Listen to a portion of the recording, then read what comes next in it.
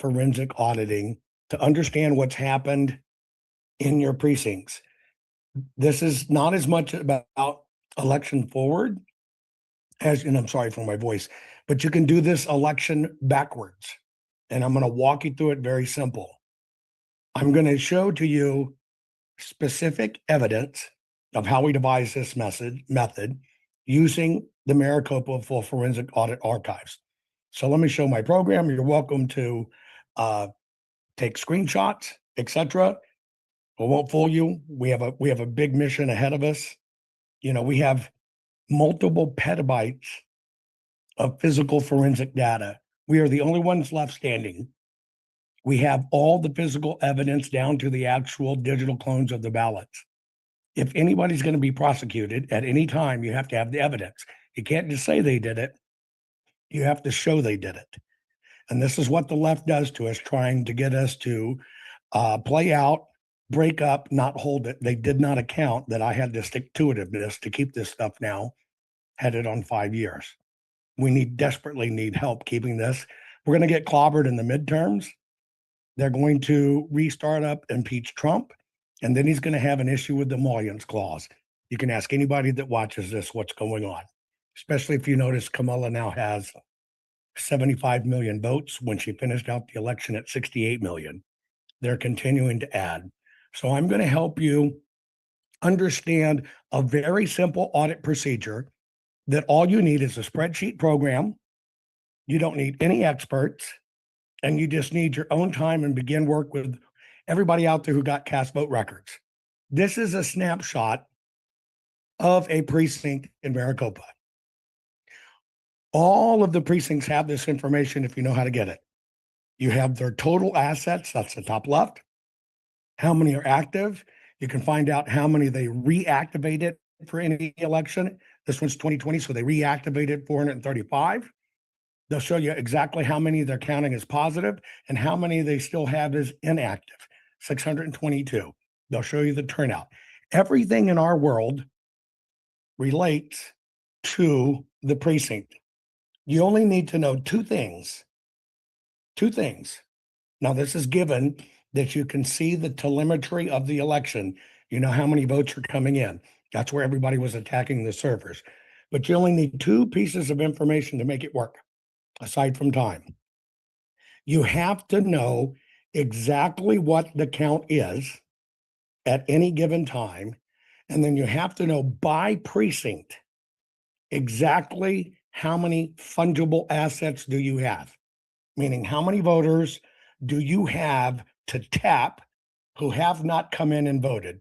This is primary what they do with the poll books, et cetera, to know who's there and who's been active. If we were just looking at this, and most people never do this, go backwards in time and look at your data. Why is it important? In Maricopa, when we were told it was an 87% turnout, if you were to look at 16, 12, 8 going backwards, you will find they've never had those turnout numbers. Everything plays by the precinct. I know I'm preaching to the choir. Understand your precincts, understand your numbers, because what we're about to do is reduce this to the ridiculous. Here's how it works. On my screen is a sample of a cast vote record. There are 6 versions of this. Write this down. Most people, when they did the Mike Lindell Get the Cast Vote Records, got the last text file. That's exactly what the county says happened. But remember, if you're doing an audit, you're trying to find out what really happened, okay? So there's 6 versions. The cast vote records begin with the pre-image. That's when the ballot goes in the machine. Then there is the post-image, the image of, okay, what happened in between adjudication. And then there is the text file, which gives it in a text version. And there's 2 versions of each. So inherently, when you ask for the cast vote records, if you just ask generically for cast vote records and you don't know what you're asking for, you're going to get the one they certified that they say is real. Now, what you're looking at right here is a post image. This is one ballot header. You're looking at a before and after I want to draw your attention to. Here's why.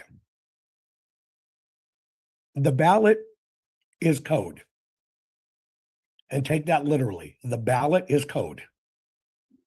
When you have a Tesla car and it's doing automatic driving, it is reading lines in the road, street signs, cars in front of it, etc. It's reading everything around it. I want you to understand one of the ways to understand what you're looking at is you got to understand that ballot is code as well. Forget the votes on it. That's not what this is about. This is about how can you understand the ballot code to find out what happened. Now, what I'm doing is I'm just pointing out some of the codes you need to look at if you want to find out how well your elections are run. So the top part above that teal line is the ballot header. If you look below, it's the same ballot header, but I have highlighted three things. There are three pieces of code there you need to know. What is it? Number one, you see it says EV. EV. That means this ballot is an early vote ballot. All ballots have this. This is an EV code. You can get an EV two ways. You can get it mailed to you or you walk in early vote. Now, the left half of the code is the ballot coding that appears on a barcode in the bottom, which is that 70328.00. That's the coding of the barcode. But that middle part, that 328, if you look to the right, that's the precinct. So now you have two other pieces of code. You have, this is precinct number 328. The name of that precinct is Jackrabbit. Okay. So now we've gone beyond the ballot. At this point, we don't care what the vote is. We're just looking at what does the data tell us. So in this one, it's telling us they got an early vote from precinct 328, which is named Jackrabbit. I'm going to show you another just to train your eyes. Okay. So you're used to looking at them. Here it is, top and bottom. The top one is the same ballot on the bottom. What do you have on the information here? You can also tell it's an EV, it's an early vote. You can also tell that the precinct is 123, Colonnade. Three unique pieces of information: Colonnade, early vote, and the precinct number. Remember, everything in our system operates off the precinct, approximately 175,000 precincts, okay? You don't need any math rhythms. You don't need any of this to understand it. This is just simple data. Now, this one actually has more information on it when it comes to a coding standpoint, far more. Can you tell what it is? From the first two I showed you, what's different in this one? Remember, the top and bottom are the same. I've gave you a cheat. I highlighted the bottom. What's different? What's different on this one is it has a color designate. Do you see it? It says purple. See it right there? Plain writing. So this one actually has more information. It's purple. It's an early vote. It's precinct 374 and it's Loma Linda. All of those points matter because now you have multiple things to audit. So what I'm talking about is when you get this data, okay, you're entering just those points. That's all I gave you, just those points into a spreadsheet. Now, can you understand, looking at an original ballot, why this is an important piece of information here? This says purple. You don't see any purple on it, do you? Not at all, but you see the word purple. That means when it was printed originally, most people never get the luxury of dealing with the real ballot, that bar to the left was purple. Here's an example. Now, when you're looking at a ballot in color, you have more code. You see the red printing up there? That's a piece of code. You see that yellow bar on the left? That's a piece of code. Now, what do we know in the difference between these two ballots? Well, the one below it is a green. But why isn't that bar green? The reason that bar is not green is because when you walk in on election day, they print the ballot for you on a print on demand machines. Those machines are black and white. If this one had an EV on the bottom, if it had an EV versus a ED and it was black and white, you'd know two things. Look up above. See, it says gold EV. That means it literally came in the mail. Why? Because we can still see it in color. when you walk in to do an early vote. And what they do is you're not using your mail-in ballot. They reprint the ballot for you. That ballot is now in black and white, but you can clearly see this originally started as a green ballot. All of this is information you need to know because these numbers are trackable. I'm going to show you how and why we use them. Now, if you only had the text part of the cast vote record, you could still derive this information. These are the pre-images. If whoever's getting them for you actually knows what they're doing, they'll get these. If you're just scrambling and screaming at a county, give me cast vote records, you're going to get it like this. Now, the information's still there. It's just in different places. If you look at across the header here, okay, you're looking at the tabulator that run it. That's 303002. You're looking at the batch number. It's very important by batch. You're looking at the batch number. You're looking at the number of ballots. If this batch had 200 ballots, this one's number 82 of 200. In that format, it's a TIFF, bigger, different image, and you can see exactly when it came on. But you see how you can still see the same information. You know this was precinct 497, and this was a green ballot. This is what it looks like if you only have the text part of it, okay? Now, in our system, most of you know me and Q codes and barcodes and all my patents for that. We basically created a new type of QR code regarding the precincts. What we did is we took a defined map. That's all of Maricopa there. You do not have to do this. I'm going to show you how to do it very simply. I'm just showing you how far we go first.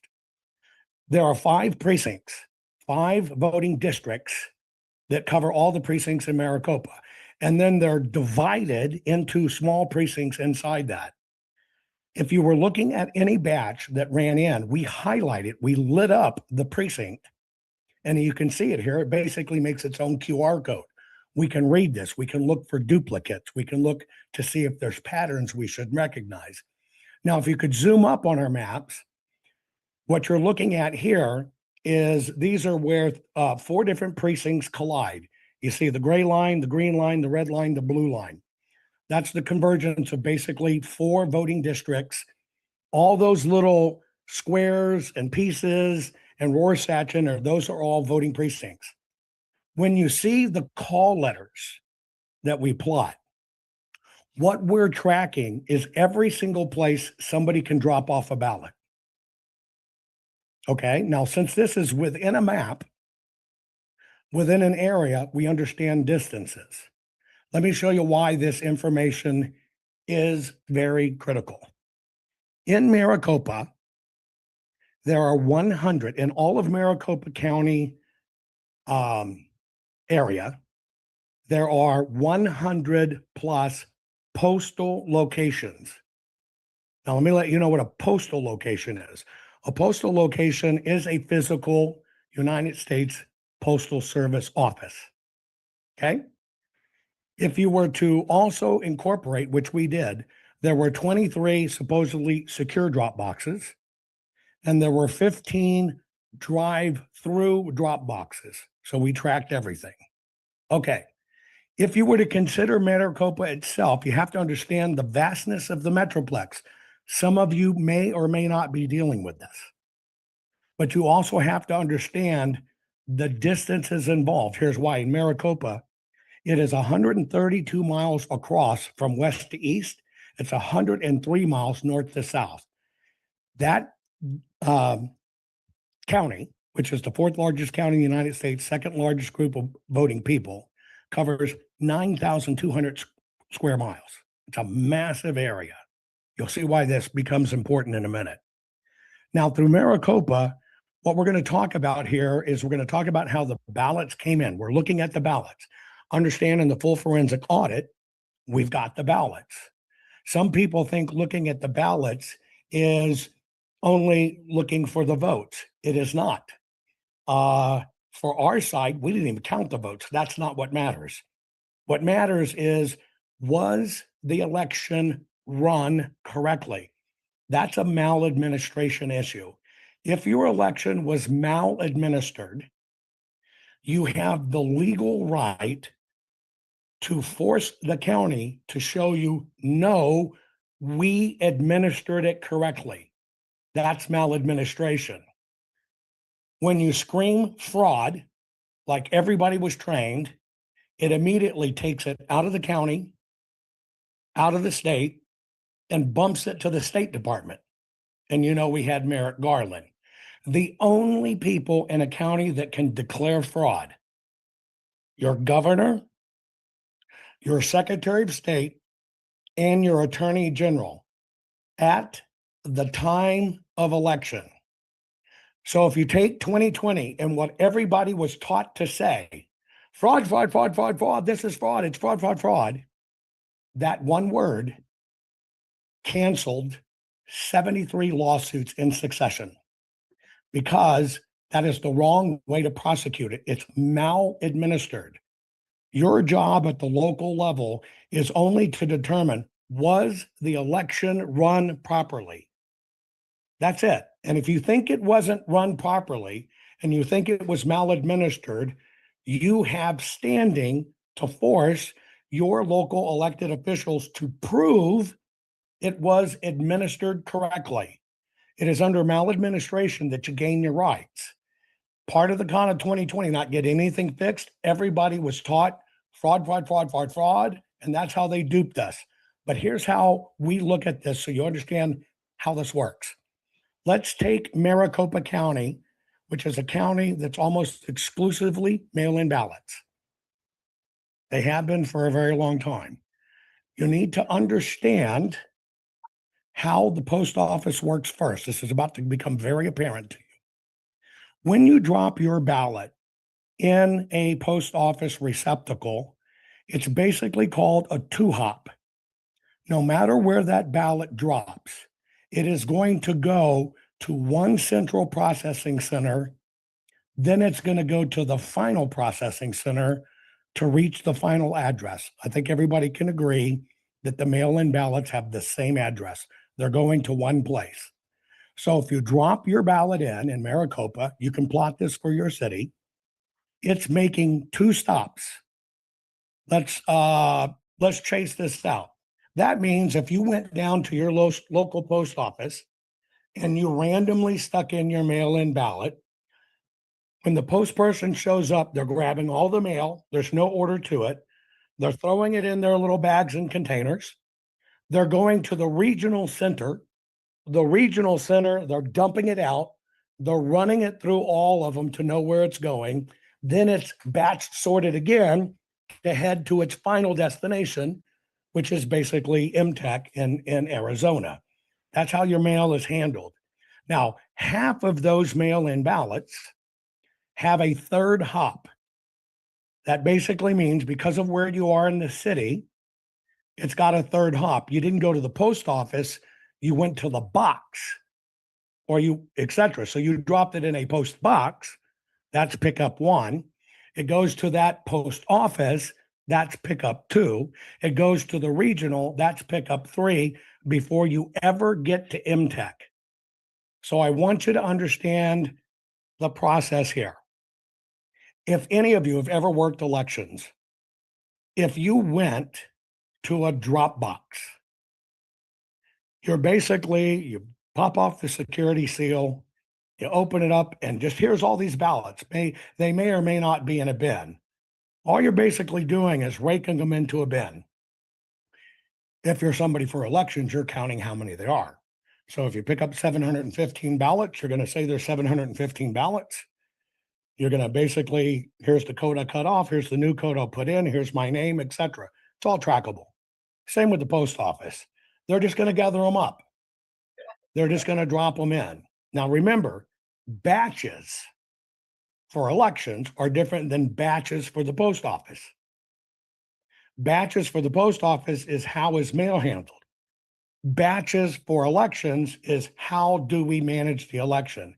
And the average batch size for elections is about 200 ballots. That's going to become very important here in a moment. Now, I want to remind you, This is the only evidence left, folks. We can recreate the entire 2020 general election. Every person, every signature, everybody who touched it, every place it went, everybody was involved. This is the only evidence that exists. If we don't hold on to this, getting through 27 in these midterms, when the fights are really going to come, all of this is going to be lost, especially what you're about to see. Let's move forward. This is called a batch. Okay. And I'm going to show you several batches. I'm going to call some things out to you. Now, I developed this particular tracking program to just look at batches by precinct. It is not for voting. Batches by precinct. Okay. There are 748 precincts in Maricopa, Arizona. If you look at this batch, this is batch number 3. There are 3 pages in this report.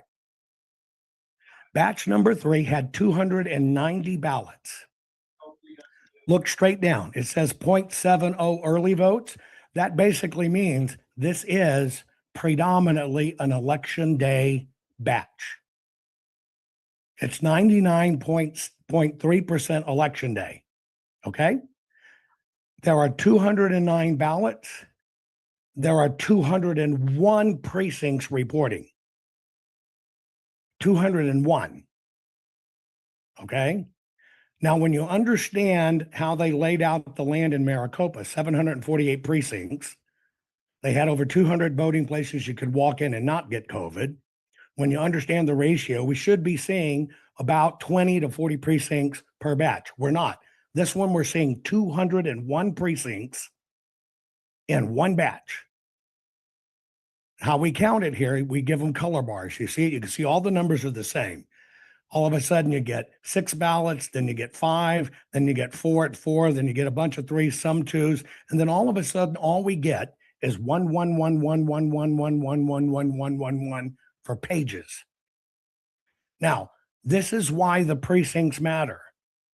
The majority of these precincts are 100 miles apart. Some of them 80, 90 miles apart from where this originated and got dropped. So you have to ask yourself, why would somebody go to a place you can vote in person, but their actual precinct is 97 miles away? So we chart every bit of this. So what we notice is, wow, this looks like this is being managed. You see it right here. We call it measured rhythms detected. We measured this against things in the past. 97% of these, we're saying something's going on here. Let's look at another batch. Here's another batch. I'm going to teach you how to read it. That's 3 right here. Okay, this is 291 ballots. This one is 3.64% early vote. So again, this is a blended batch. Okay, so it's 96.42 election day, the rest early vote. We see the same thing. We're hitting the same 98% number. All of a sudden they come in and it just goes 1, 1, 1, 1, 1, 1, 1, 1, 1, 1, 1, 1, 1, 1, 1, 1 across the board. I'll show you a few more. This is batch 33. We're just going later. This one is 2.17% early vote. 149 ballots in this batch. This one has 101 precincts. Same thing. You hit this weird rhythm based upon where they were picked up or where they came in. And then all of a sudden it's just straight ones. That never changed, even in the early votes. If it was 100% early vote, it never changed, ever. Never changed. You can look at it here. This is basically telling you that 198 people early voting, dropping in their ballots in this one batch. Somehow, 95% of them came from all different places across the Metroplex, and that batch got there. So the first thing you start thinking about here is go, wait a minute. Are these things sorted in any way? Number one, when the Postal Service picks them up, they do not sort them because they only have one destination. That's the MTech Postal Center. So the local postman doesn't pick it up. All they're looking at is where did it come from, where it's headed by that address. It goes to the regional center. It's dumped in with a bunch more. Never sorted. It goes to the final center before it gets to MTech. It's even more ballots. No sorting is done. Zero sorting is done. Now that's key to this. Let's keep on going.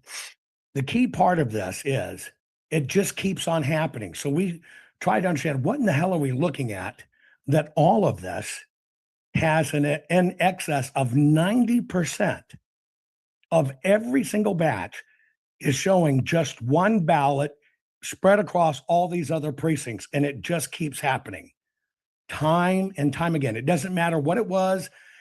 I just went from batch 3 up here. Let's see, this is batch, you can see at the top, batch 3. This is batch 12. This is batch 33. This is batch 9,569. Same thing. Basically, what you have in Maricopa is you have 10,000 plus batches, and every one of them have this same feature in it. Every single one of them have this weird anomaly that somehow they got predominantly sorted 90+% into one for each precinct. Now the mail doesn't run that way. So you understand we have to investigate, okay, how does the mail do this? All those pieces, if they were to enter the facility on the same day and they get to the Postal Service can handle in their sorting machines about 30,000 to 40,000 letters per hour per machine. That's their sorting capabilities. But in these, there's no sorting. They're going to the same place. Now, what they turn around and do is now it's gone through either 2 or 3 hops. They reach in bulk, they grab anywhere from 500 to 700 of these ballots, and they basically put them in a tub, and then they pack those tubs, those trays. There's about 430 to 600 trays for just 300,000 alone, okay? They just stick them in there. There's no sorting because they're all going to one place. Now, what happens is the batch sorting occurs, if it's going to occur anywhere, it's going to occur at the tally facility.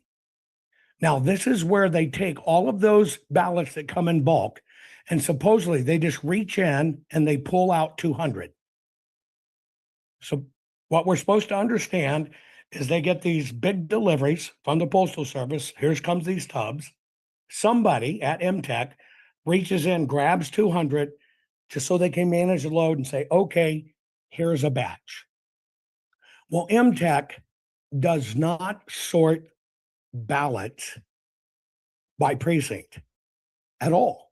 There is never a sort. And anywhere in the process, there's never a sort done. And you got 10,341 batches exactly this way. 10,341. What does it mean?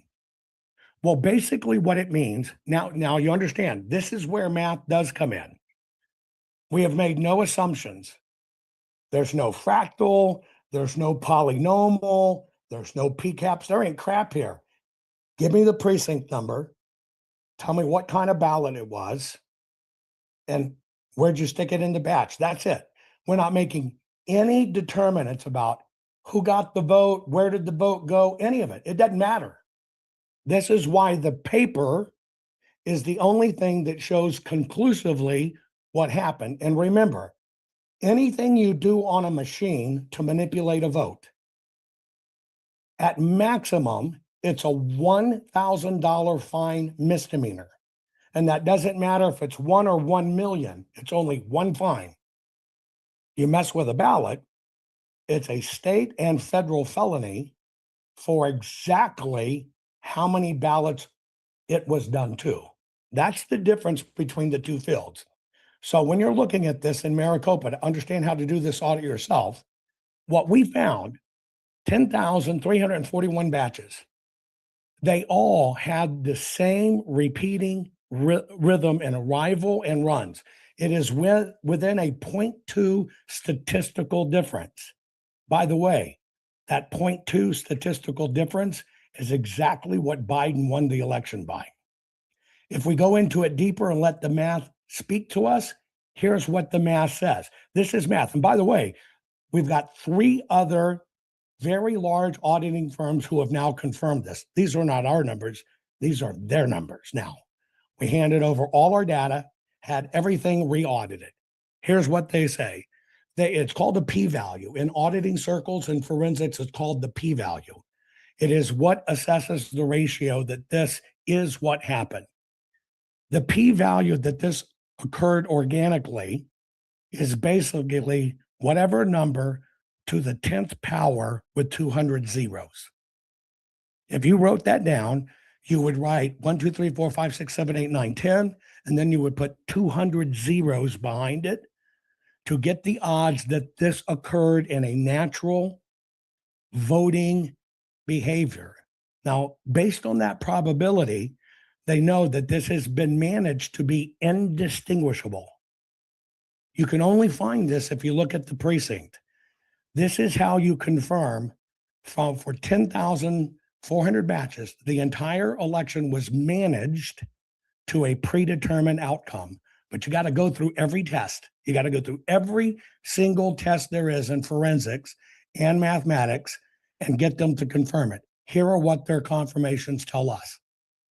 That greater than 80% of the precincts, 95.21% of these batches, 98,437, were exactly subject to the algorithm we detected. And oh, by the way, there are 2,415 batches where it was exactly 1 ballot per precinct, equally spread to create that batch. They didn't even have variabilities. In other words, it is 100% verified. It's actually called uniform distribution. That's a p-value of 10 greater than 100 versus what you would expect is clumping. If something came from a drop box, you would expect a clump. If something came from a certain area of town, you would expect a clump. None of these get sorted. And so what you have here is these numbers. This is the observed reality of our numbers. I want to give you some scales of how you can determine this. You don't have to rely on anything except just put in the numbers, put in the data, the precinct, it will tell you what's up. Here's the deal. Most people glaze over when they see these. I glaze over. Fisher methods, we had to have binomial tests. We had to have random test runs. We had to have p-values. We had to have consecutive p-values, all this other stuff. Here's what matters. Here is the exact number of what you just saw. It would basically say there is a smaller chance of this happening by pure randomness than there is of winning the Powerball jackpot every single day for 10 billion years straight. That's the odds. That's measured by distance, by how the post office does these, etc. Every one of these things were manipulated. You would have a greater odd of winning the Powerball every single day for 10 billion years. These are the real world numbers. At the end of the day, it's a 1 followed by 11,800 roughly zeros. Just so you understand, this is less likely than every atom in your body spontaneously quantum tunneling to Mars at the same exact time, or that you could likely guess a random 300-digit number correctly on the first try, or that you can flip a coin getting heads 830 times in a row. These are the numbers. This is what's called prosecutable, irrefutable evidence that they changed the ballots. And by the way, you've already had all that data. You've had it for a long time, unless you listen to the people that we were a grift or didn't do a report. This is why they ignored it. You actually see every one of the ballots they inserted in 1 month after the election. So why do I hand you this? This is simple auditing, but you have to understand what you have to audit, period. In this scenario, we do not have to prove who won. If you're going and hitting the drum, Trump won, Trump won, Trump won, Trump won, Trump won, you're already out of the game because you're subject to a different law. But if you show them that the election was maladministered, it was run wrong, it was managed wrong, it was managed unethically, it wasn't handled properly. There's no way they did this. They couldn't have mailed these. The mail didn't come in this way. Then you open it up to maladministration. This is a low hanging audit method that any one of you can do. Now, even though I showed you advanced math results, you can go back, you can look at your precinct, you can look at your county. Some of you are nowhere near in the millions as these are. But when you understand you have precincts and now they're trying to move to vote centers, you understand where to pick up the anomalies, especially those of you that have mail-in and have vote centers. This is why they're trying to get rid of precincts. This is a prime example of why we cannot get rid of precincts. It is the precinct that anchors the voter. If they get rid of precincts and they go to vote centers, this is almost impossible to audit. We have to fight for fixed precincts. We need to fight for smaller precincts. And we need to fight for transparency. Now, very few people, remember, the Maricopa Full Forensic Audit is the only place we physically got to do true forensics to the actual ballot. Very few people, maybe in history, nobody will ever get that again because they're terrified of it. But because some of you can get the cast vote records, or did before half of the states outlawed them, you can go back, you can go to these sites, grab a batch, follow only the precinct, the type of ballot, and the colors. You can arrive to the same place as if you looked at the original ballot. You're not looking at votes. You're just looking at, was it administered correctly? And this is how you can find things that actually prove, well, you had 105% turnout. They tend to hide it in the ballots. Then they'll tell you you're crazy when you try to do it by the voter rolls. But remember, if you stay away from basically saying it was the machines and only deal with the paper tells you exactly what happens. And if that paper tells you for this precinct and this group, you had 105% turnout, you have a case of maladministration. That's how you fight this. That's how you defend it. Folks, this is the only evidence in the world like this. And by the way, I just showed you one of 25 different forensic examinations we did. All of them show the same thing in a different way. This is why they're trying to wait us out. This is why the left attacks us. This is why the right attacks us. This is why they tell you not to listen, because the paper's a felony. This is racketeering at its worst case. They want you to stay on the machines because it's a misdemeanor that'll never get fixed. I yield. Thank you. Jovan, people are texting me how they reach you, where they get on your program, et cetera, et cetera. My program is on Rumble every day, 7 a.m., 7 p.m., 7 days a week. It's Jovan Hutton Pulitzer, my full name, Jovan Hutton, Pulitzer, Pulitzer.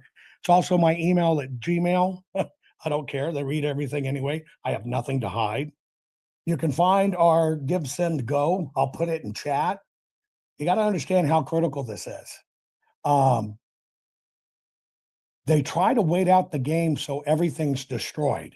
Even if you can get to court and the court says we need to see the physical evidence, that physical evidence is gone. I highly doubt the 148,000 ballots that my team, by the way, was supposed to get in Fulton County, Georgia. I don't think they're still in those 700 boxes. We're going to get a lot of other stuff, but we're not going to get those. Okay. And so this is all that exists to show what happened in 2020. We'd appreciate your support. It's an ungodly amount to keep this going in perfect chain of custody, which is what you have to do. Take it out of chain of custody, it's over. You can never use it again. Thank you very much, Jovan. We really appreciate it. A lot of text, and people are coming in from all over the country and the world, actually. 40 minutes. How was that? I have 5 minutes extra. Take it. Take care. Thank you very much. Next up is Bill Federer. He's got to make a flight, and after that, we'll get on Linda Sinkowitz. So Bill is a author, I think about 40 books, and a public speaker. We're lucky to have him on, and we have to find people to come on. We don't want to get the same people on all the time if we don't have to. So Bill, come on down. Hopefully you make your flight. Hey, well, I appreciate Jovan so much. Wow, that is absolutely tremendous information, and I definitely recommend everybody support what he's doing and get all the information that he has. And Steve, I thank you. A lot of people know a whole lot more than I do. I have personal experience. I ran for Congress in 98 and the year 2000 against Richard Gebhardt. He was the #1 Democrat in Congress at the time. And I experienced things way back when. So the first race in 98, we get calls that my name was accidentally left off the ballot in 5 wards in the city of St. Louis. People went in to vote for me. My name wasn't there. And so when we brought this up, the response was to keep the polls open till midnight and just tell everybody to come back and vote again, which obviously there's no way that you can tell who voted and who didn't if they're coming back a second time. The next time, 2 years later, I ran against Richard Gebhardt, and it was a big race. We had the president's uncle co-chair my finance committee, Bucky Bush.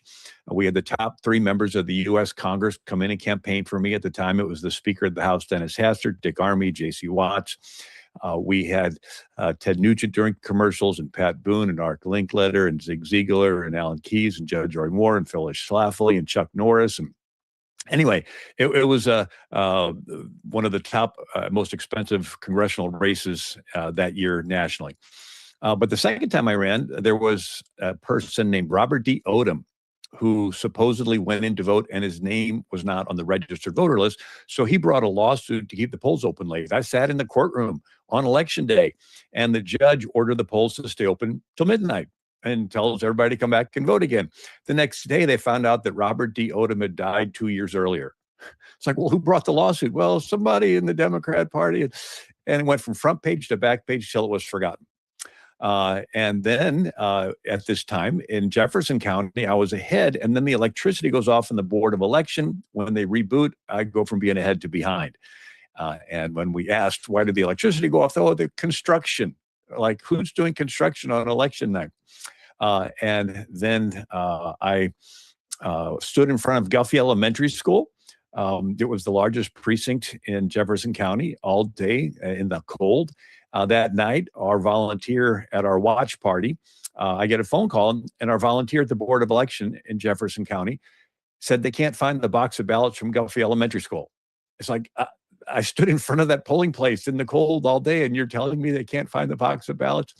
Who's in charge? Well, some 80-year-old lady, and she went home 2 hours ago. Well, who else is in charge? And we finally do enough asking that they find the box of ballots in the basement, and one person brings it up on a cart where the law says every box of ballots to be in full view of a Democrat and Republican until it's counted, and everybody sees there's only one person, so it wasn't. Anyway, then we had nursing home ballots. And the one lady, she said her mom had voted, and she goes, my mom has Alzheimer's. She does not even recognize me anymore. How did she know who to vote for? They said, oh, they had somebody help her. And then we looked into voter registration, and 75 people were registered to a city parking lot. And for those not familiar, they want to have more registered voters if they died, move out, or whatever, because then they can do the voter fraud and it'll be less than 100% turnout, and they won't question it. So these are just some of the examples when the urinal was stuffed in the Georgia election counting facility, and they decided that there was they called it a plumbing main break or something, but it wasn't. But they cleared the building to do what they did. I had people call me that I hadn't heard from in 20 years. And they said, this reminds me of what they did to your race. So these are tactics that have been perfected, and now with computers. So Phyllis Schlafly was a friend of mine. I knew her for 40 years, believe it or not. And I spent 2 years with Phyllis Schlafly collecting all the stories of voter fraud from all around the nation. and compiled them all from all of her Eagle Forum members. One was a lady in Texas, and she goes to her mailbox, and there's all these voter cards for people with names that she didn't recognize. And when the yard group comes up to do her yard, she says, "Are these your names?" They go, "Oh yeah, they are. Thank you." And they said somebody came by and said it would help them become a citizen if they could register to vote. And they didn't have an address, so they used her address. But one thing is for certain, there was a Wall Street Journal article back then. A woman named Mercuria, she got her doctorate in voter election fraud in machines, and said you can have accountability or anonymity. You cannot have both. Now, for those not familiar, in America, you used to not be afraid of let people know who you voted for. They would even print the recommended ballots in the newspaper, and people would put them in their pocket, and there would be different colors, a pink ballot or a blue ballot. And as they would go to the polling place, they would proudly show, sort of as a bumper sticker, who they were going to vote for. In the Deep South, after the Civil War, the Democrats would frisk Black people who were going to vote. And if they had a Republican ballot, they called it the Radical Party, they would accost them or lynch them. And so the idea was to borrow from Australia, the idea of having the names pre-printed on a ballot inside the polling place, so you didn't have to carry something with you so that you wouldn't get lynched. But prior to the Democrat, of course, the Congress also, Ulysses S. Grant passed the Ku Klux Klan Act to stop the Democrats from doing these lynchings. But you can either have accountability or anonymity. You cannot have both. The SAVE Act is what we need to pass. I think we need to call Thune's office and tell him that needs to get through, because if we don't, as has already been shared, if we don't secure the midterm elections, they win, it's impeachment, it's over. They won't stop with Trump and the administration. They'll go off after all the supporters. I just did an article on what happened when Jimmy Carter abandoned the Shah in Iran and let the Ayatollah take over, and he hunted down all the Shah's supporters and killed them, tens of thousands of them. Even Ronald Reagan mentioned it in his speech. And so they're not content with going after Trump. They want to go after you and me. We have to win the midterms, and we have to have secure elections. We have to have this SAVE Act passed. And I just encourage everybody to call Senator Thune's office and say this needs to be top priority. Thank you very much. Have a good flight, and we'll get you on again. Next up is our good friend Linda Sinkowitz, fightvoterfraud.org. She has a great show on the OBBM network. Thanks for coming down, Linda. Thank you, Steve and Raj, for having me on. The big thing that we are pushing everywhere is our Operation Verify Voters 2026. What we would like to do is train as many people as possible, because there's some people who also don't like to join groups, but they want to do something. Who better than to know their own street on who has moved, who has died? So we really want to drill it down to the people within the community and show them how they can make a difference. And they definitely can make a difference. We will also hold their hands if they don't want to submit the stuff themselves. We'll show them how within each state how to challenge the people that should not be on the voter rolls. So the easiest way to sign up for this, just go to our website, fightvoterfraud.org, and there's information on there. You can send an email to info@fightvoterfraud.org. And right now, we do have something else that we will give to anybody who wants it, is we've already done the analysis on 13 states across the country, on the ones where they have violated HAVA and NVRA. And we'll also break those 13 that we have already down to the counties or to even to particular towns. We've decided that we are not sending the information anymore to election officials, because it's an absolute waste of our time, because we wouldn't have to be doing the analysis and showing where all the issues are if they would actually just do their jobs and clean the voter rolls. So what we're asking people to do again is, sign up for our classes. It only takes about 15 minutes, very simple. We do have some other advanced classes as well. But again, we want to get as many people as possible looking after their own community. We know how important 2026 elections are in this country. And we really need to have as many eyes and ears out there as possible. My assistant and I will also travel. If you have a number of people that you want us to train in person, we can work that out as well. Otherwise, we do most of the training online, or if you're within driving distance, I'll head out and do the training myself. But again, we want to make sure that we have everyone getting involved. And as far as the number of states that have already reached out to us, we already have 16 states, people in 16 states who have stepped up to the plate in the last 3 weeks. So we would really, truly appreciate if you have an organization, contact me as well. It's very simple, all the stuff that we've learned. We also have an advanced class where we have put together the information to do a deep dive and what you would need to bring it to your own law enforcement. It's a book about that thick, but we have every single state. And currently we're 3/4 of the way through updating it from last year to make sure all the links actually work. So again, please go to our website, fightvoterfraud.org. If you need your group to have a little video, I have a 90-second video we can send you that will again explain what we're doing. And again, it's Operation Verify Voters 2026. So thank you so much. And I have put it in the chat, our website, the email to email. And if anyone wants to call me, that phone number goes right to my phone. Thank you so much, Steve and Raj. I really appreciate your letting me get this out there. Yeah, Raj, we got a little extra time. We got a special guest, Colonel Tim Schindler. See if you can find him on there. Stand by.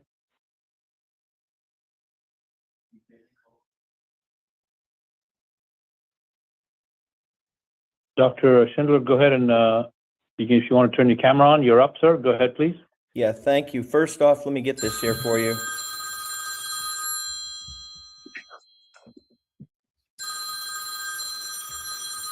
Thank you. Do you have me there? Yep, we got you. You're I on. do. We can see you. Thank you. Okay, so I hear a phone ringing somewhere. yeah, that was just getting. I'm just coming out of the office. I was asked to speak. Good. I was asked to speak. That was a great talk earlier. It reminded me, with all the statistics and the numbers and all that, reminded me of my time in the Naval Academy. When I did all that stuff. Very interesting. My professional expertise right now is I'm a social engineer, and what a social engineer is somebody that they bring on board when they want to figure out what they want people to do and make them happy that they're doing it. It's a piece of applied social science. And the reason that we use this is because it helps focus people where you wish to focus them while you stay free with whatever your strategic objectives are. In other words, it keeps the workers working while you got the leadership doing what leadership does. Okay. And it's applied social science. And what was real interesting to me, and I was amazed because I took a look at the articles that are coming out today where everybody's extolling the fact that they passed the 7147 and 7148, which were the two funding bills that fund the U.S. government all the way through September. And what was interesting about it was they didn't really talk about what really happened, the propaganda effort. And I thought that was amazing, because if you think about it from like a social engineer's perspective, if I want people to focus on something where it can't make a difference, in other words, a tactical activity, while I'm doing a strategic activity, this is exactly the way I would set it up. Because, the first thing we think about is, what is the area of scope? Well, it's 435, districts broken into two sections of Congress, each one a year. That's why we have the first section and the second section of each Congress. And what was really interesting is on the very first day of the 119th Congress, probably the most seminal piece of legislation, maybe in the last 100 years, was actually introduced into the Congress, and then it was pushed out on April 25th, 2025, which would have been in the very first section of Congress. And that bill essentially did the following. It required individuals to provide documentary proof of U.S. citizenship when registering to vote in federal elections. It forced the states to remove non-citizens from all the official voting rolls. And it also gave an individual right of action to anyone to challenge an election official if they indeed entered into the voting rolls an individual that did not present certified credentials indicating they're a U.S. citizen. And then, of course, it established penalties, legal criminal penalties that could be applied for somebody who did register a voter improperly. That is what we would refer to as a strategic driver, because, like I said, I don't really worry so much about the voting and all that, because it only matters who counts the votes anyway. And I can run the show and make people believe what they're seeing is real. And we call this the illusion of choice. So if I want to pacify a group of people, I'm going to use the illusion of choice. I'm going to let you think you're really doing something. And this, of course, was, we exercised this in Iraq, and then again in Afghanistan, when we built the models that we used to empower the people to vote, of course, for the people that we told them to vote for, right? And that's how that's done. So what's really interesting to me is this was the most seminal piece of congressional legislation, yet it wasn't really ever driven. It wasn't ever publicized. The American public quite frankly, had no idea. As a matter of fact, when I first started asking people about the impact of HR 22 and how was that linked into the larger biosphere of individuals that were in America, did they go down to 3,143 congressional? Did they go to all 435 congressional districts? Did they take a look at all 3,143 counties? Did they bust it out and say, hey, this is the most important piece of legislation that we will see? As a matter of fact, if we don't get this legislation passed, the next election cycle is going to be moot, because strategically you've already been defeated. So I took a look very carefully, and that the Safeguard American Voter Eligibility Act, it was never even included in the omnibus. Now, what's really interesting is the people who actually do this, and that would be the people who sit down, and that's why you talk to the Speaker of the House, you talk to the senior Democrat, you talk to the pro tem of the Senate, which is Grassley, and then of course you talk to John Thune, and then you talk to Schumer. They pacified the population by throwing tidbits to them and all this kind of stuff. It was all exciting. But if you take a look at the soundbite that's coming out now, it says, very bad, 21 members of the House, all Republicans, very bad people. They said that they would not vote. Doctor, 1 minute. Okay, you got 1 minute, Laura. Yeah, they would not vote for the legislation if it didn't include the most seminal piece of protecting the vote. And they didn't do it. So strategically speaking, they accomplished the larger goal. So the pacification operations to the public for voting in the 3,143 counties isn't really going to matter, quite frankly, because the vote anomaly is there. So what's really important here is to understand why you had one congressman who refused to play ball and said, I refuse to sign a bill to fund the government unless you include HR 22. And that he's being pilloried right now. I don't have any great love for him, but the reality is he's the only guy that voted his conscience. 110 congressmen said they would not sign another piece of legislation unless it was included.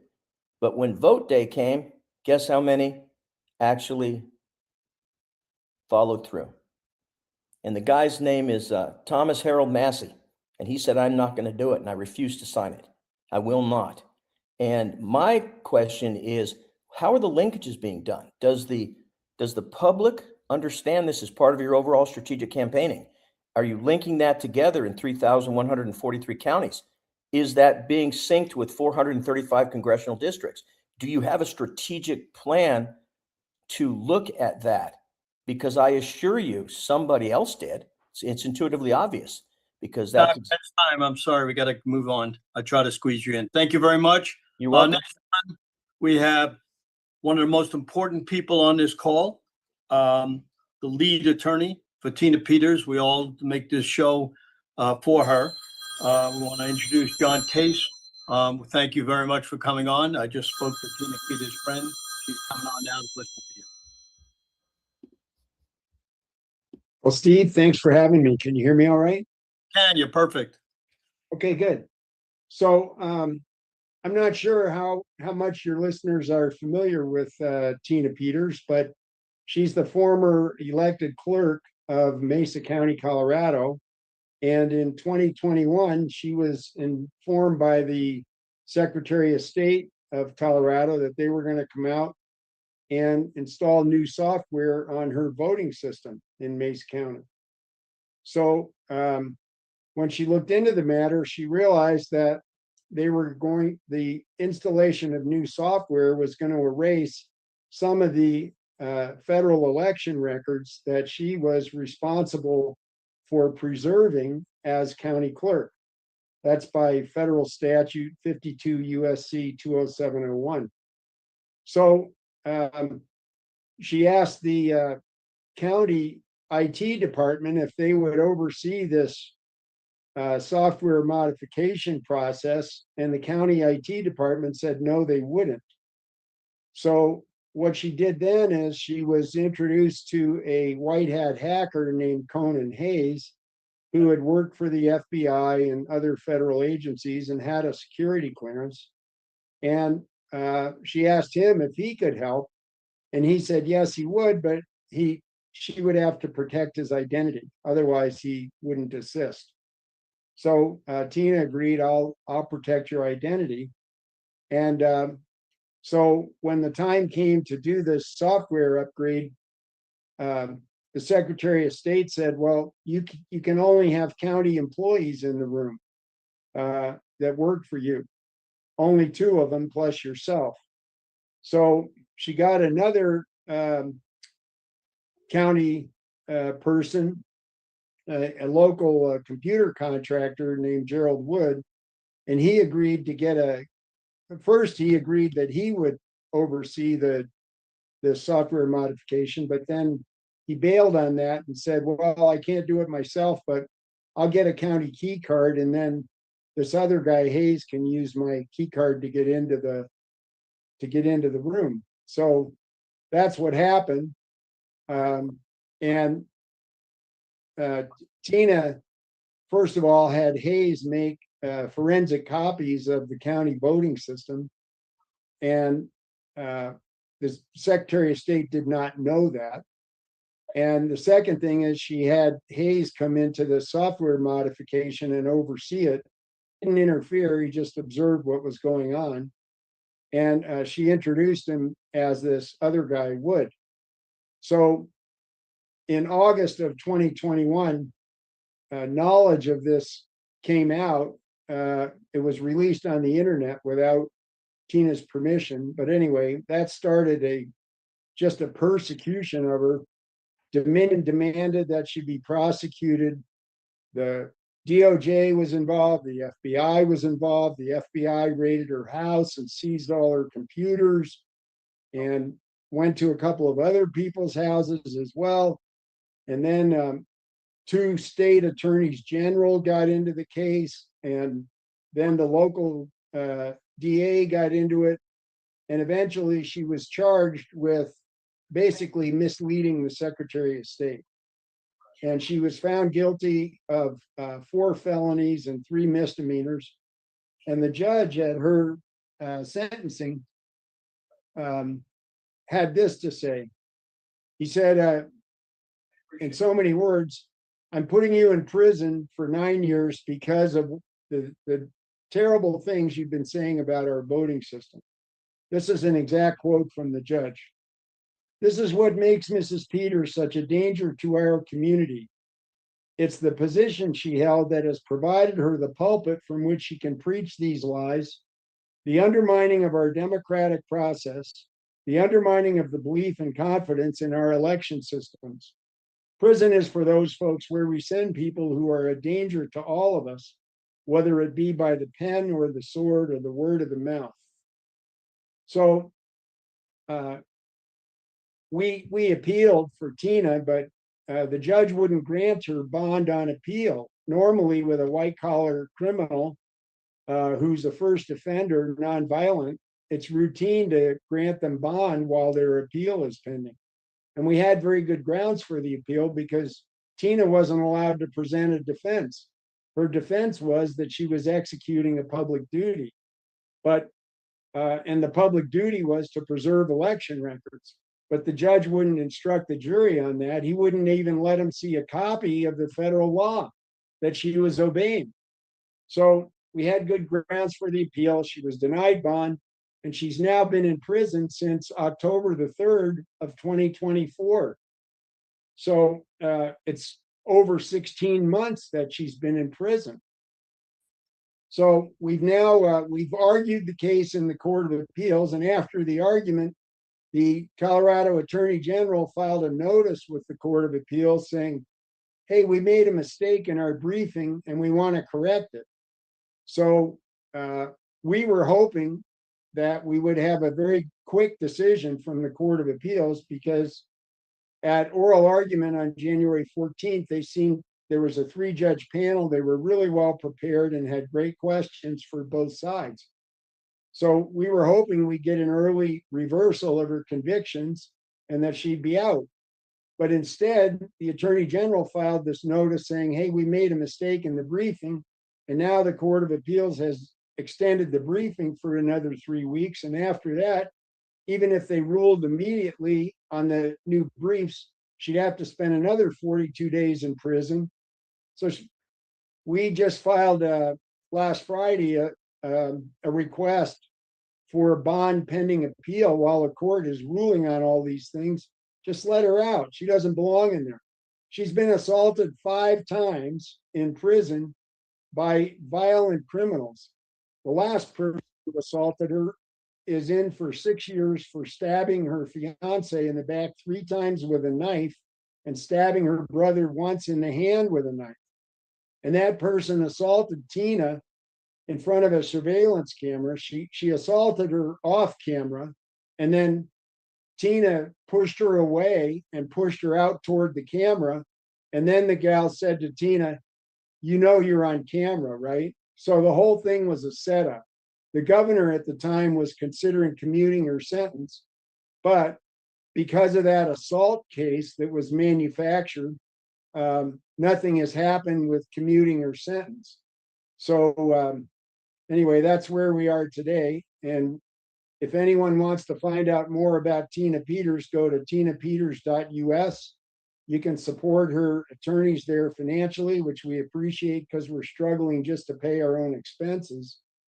And you can also find out the latest news on her case. That's tinapeters.us.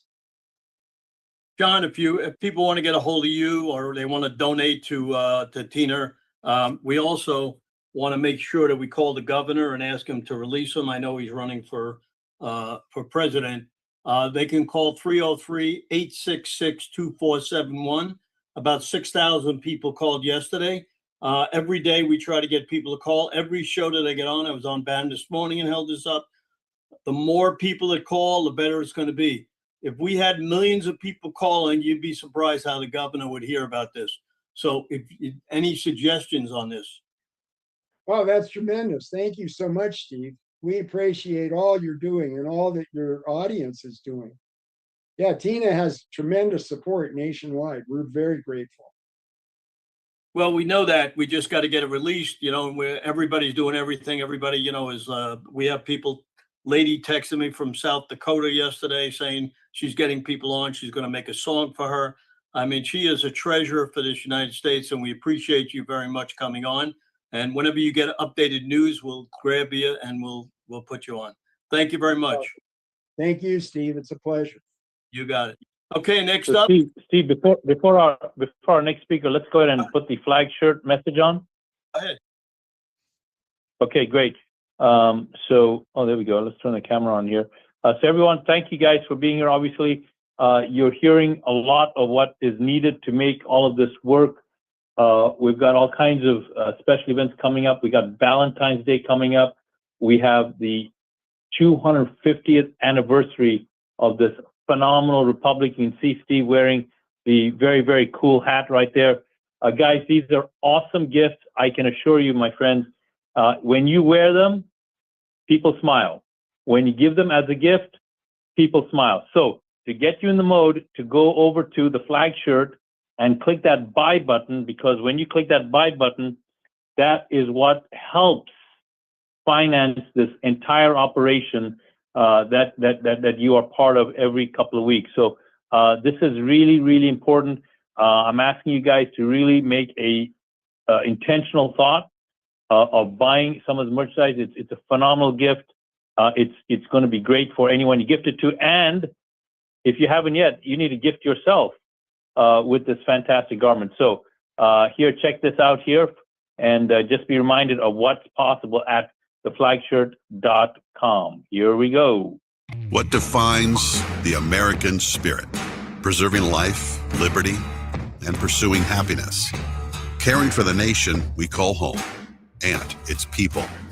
As patriots, it's our duty to drive the entrepreneurial spirit, pushing hard, reaching for success, sharing patriotism, because the American way of life is for all to live. The Flag Shirt, where freedom reigns. thank you very Okay, much. so there you have it. And again, just look at our model here, Steve Stern, modeling this fantastic, beautiful hat here, America 250. Guys, this is going to be everywhere. People are going to be wearing these garments all over.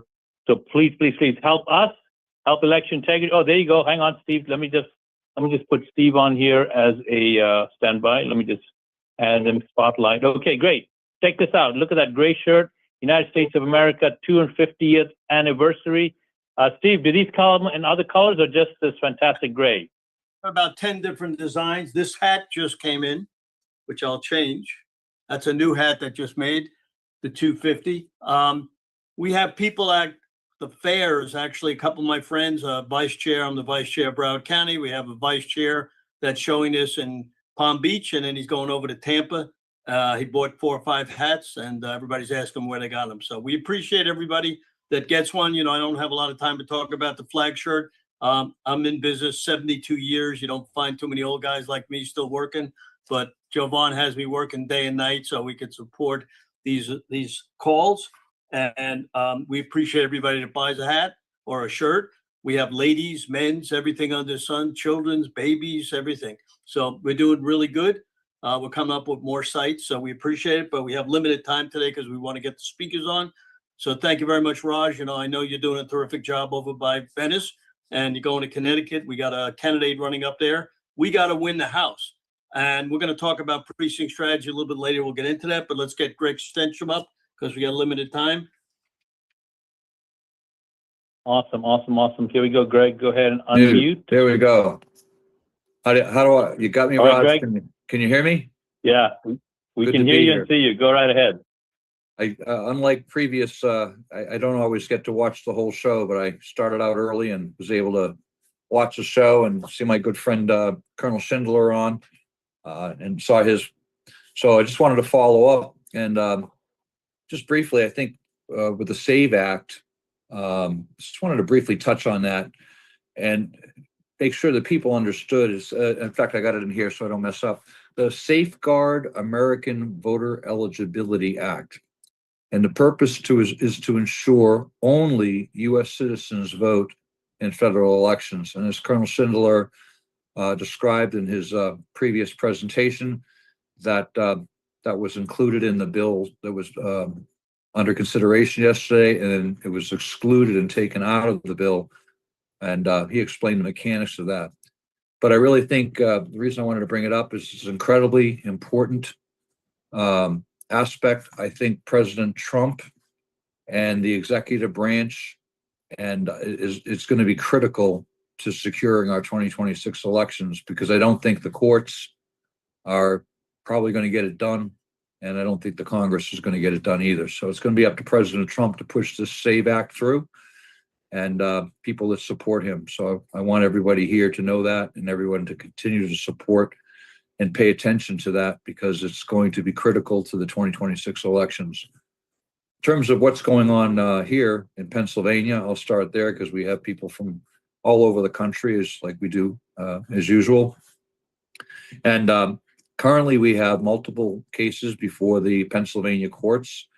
I think two of the most important ones, at least that I'm involved in, is Stenstrom versus Delaware County, which is case 2025, CV 2025-009036. And that is going to go to a hearing here on February 13th that they've delayed now for since before the elections. And what that case is specifically about is they are not using certified machines, not only in Delaware County, which is 500,000 people, but they're not using certified election machines anywhere in Pennsylvania. And that's true throughout the country, but I just want to focus on Pennsylvania right now.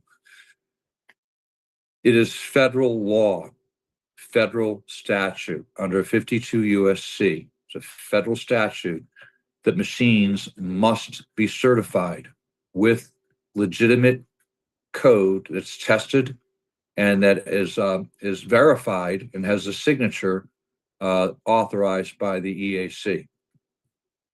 Not only is no one doing that in Pennsylvania, and they're certainly not doing it in Delaware County, what we've determined through their own filings from our opposition here in Delaware County is they're using compromised code. I think Jovan touched on it earlier, but our lawsuit says not only are you not doing the tests, it's called a software validation test, the code that you do have loaded, you've shown it has malicious code. So we have malicious code in these machines in Delaware County, Pennsylvania, and we have malicious code loaded in most of the machines in Pennsylvania. So that's a critical case. And it's from a jurisdiction perspective, and the way the law works is they knowingly ran the elections in Pennsylvania and in Delaware County with machines that were not certified. And they were properly notified and noticed that it was unlawful to certify the election afterwards.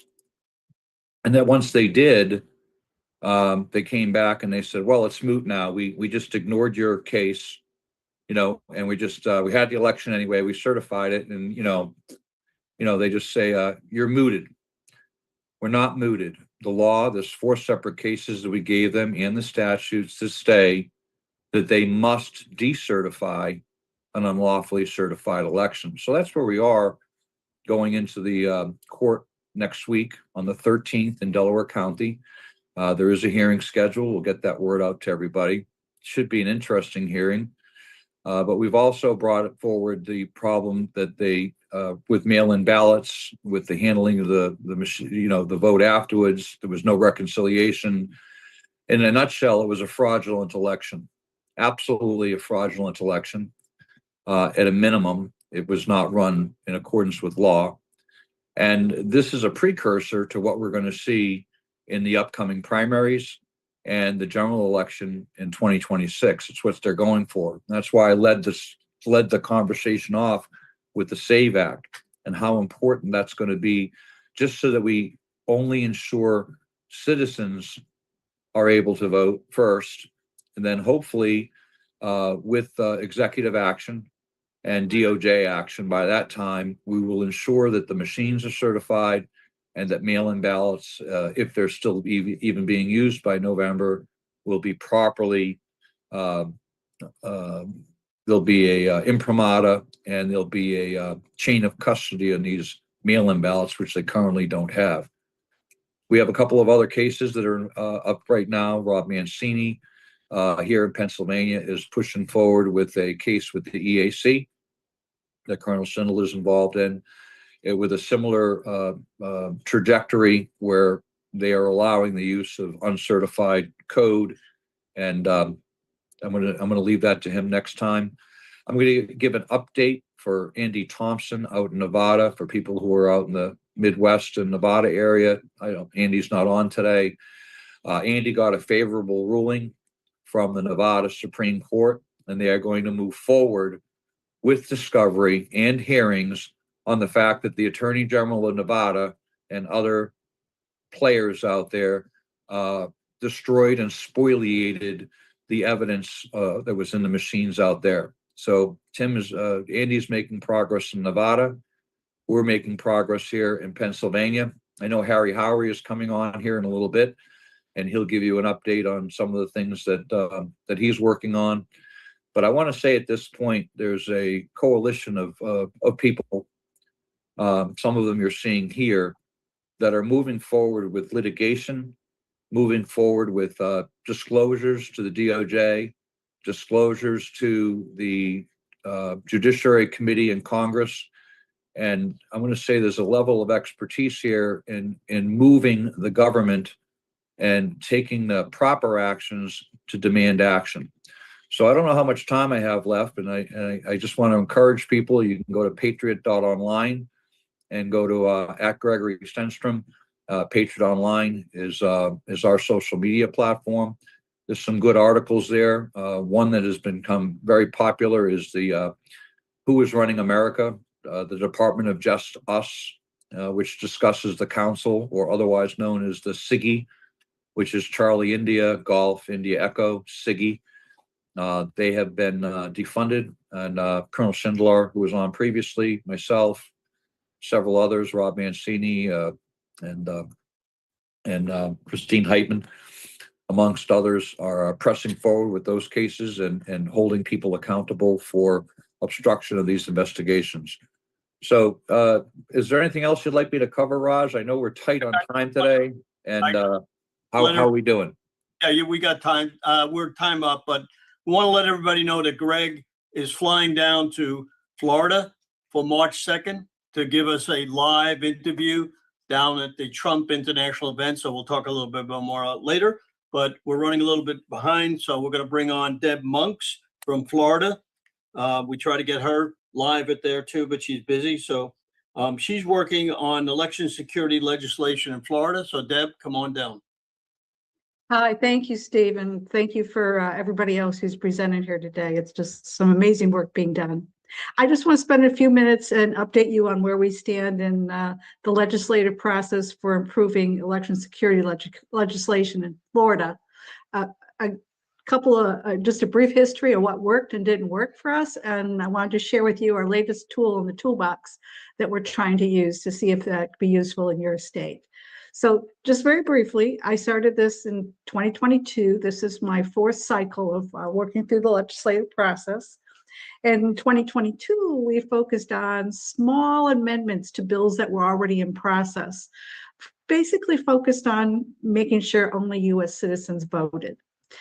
And at that point, we quickly got the feedback, oh, that's not a problem here. We addressed that at the DMV. It's not a problem. Well, we convinced them it's not a problem, but getting things added to bills at the last minute proved to be a very frustrating experience, and we made virtually no progress in 2022. So in 2023, we took it upon ourselves to do a citizen-led security risk assessment and analyze the full process, and we went full out with big bills. I've got a great sponsor, to person who said they'd spearhead and carry the football, only to find that person backed out at the last minute. And we were kind of back to square one. So in 2024, we were smarter. We actually, lobbied earlier to more people. We got sponsors in both the House and the Senate. And I'm going to pull up a slide here that takes you forward from last year to this year. Okay. Can you, let's see, can I share my screen? Okay. Yes, you can share screen. Okay.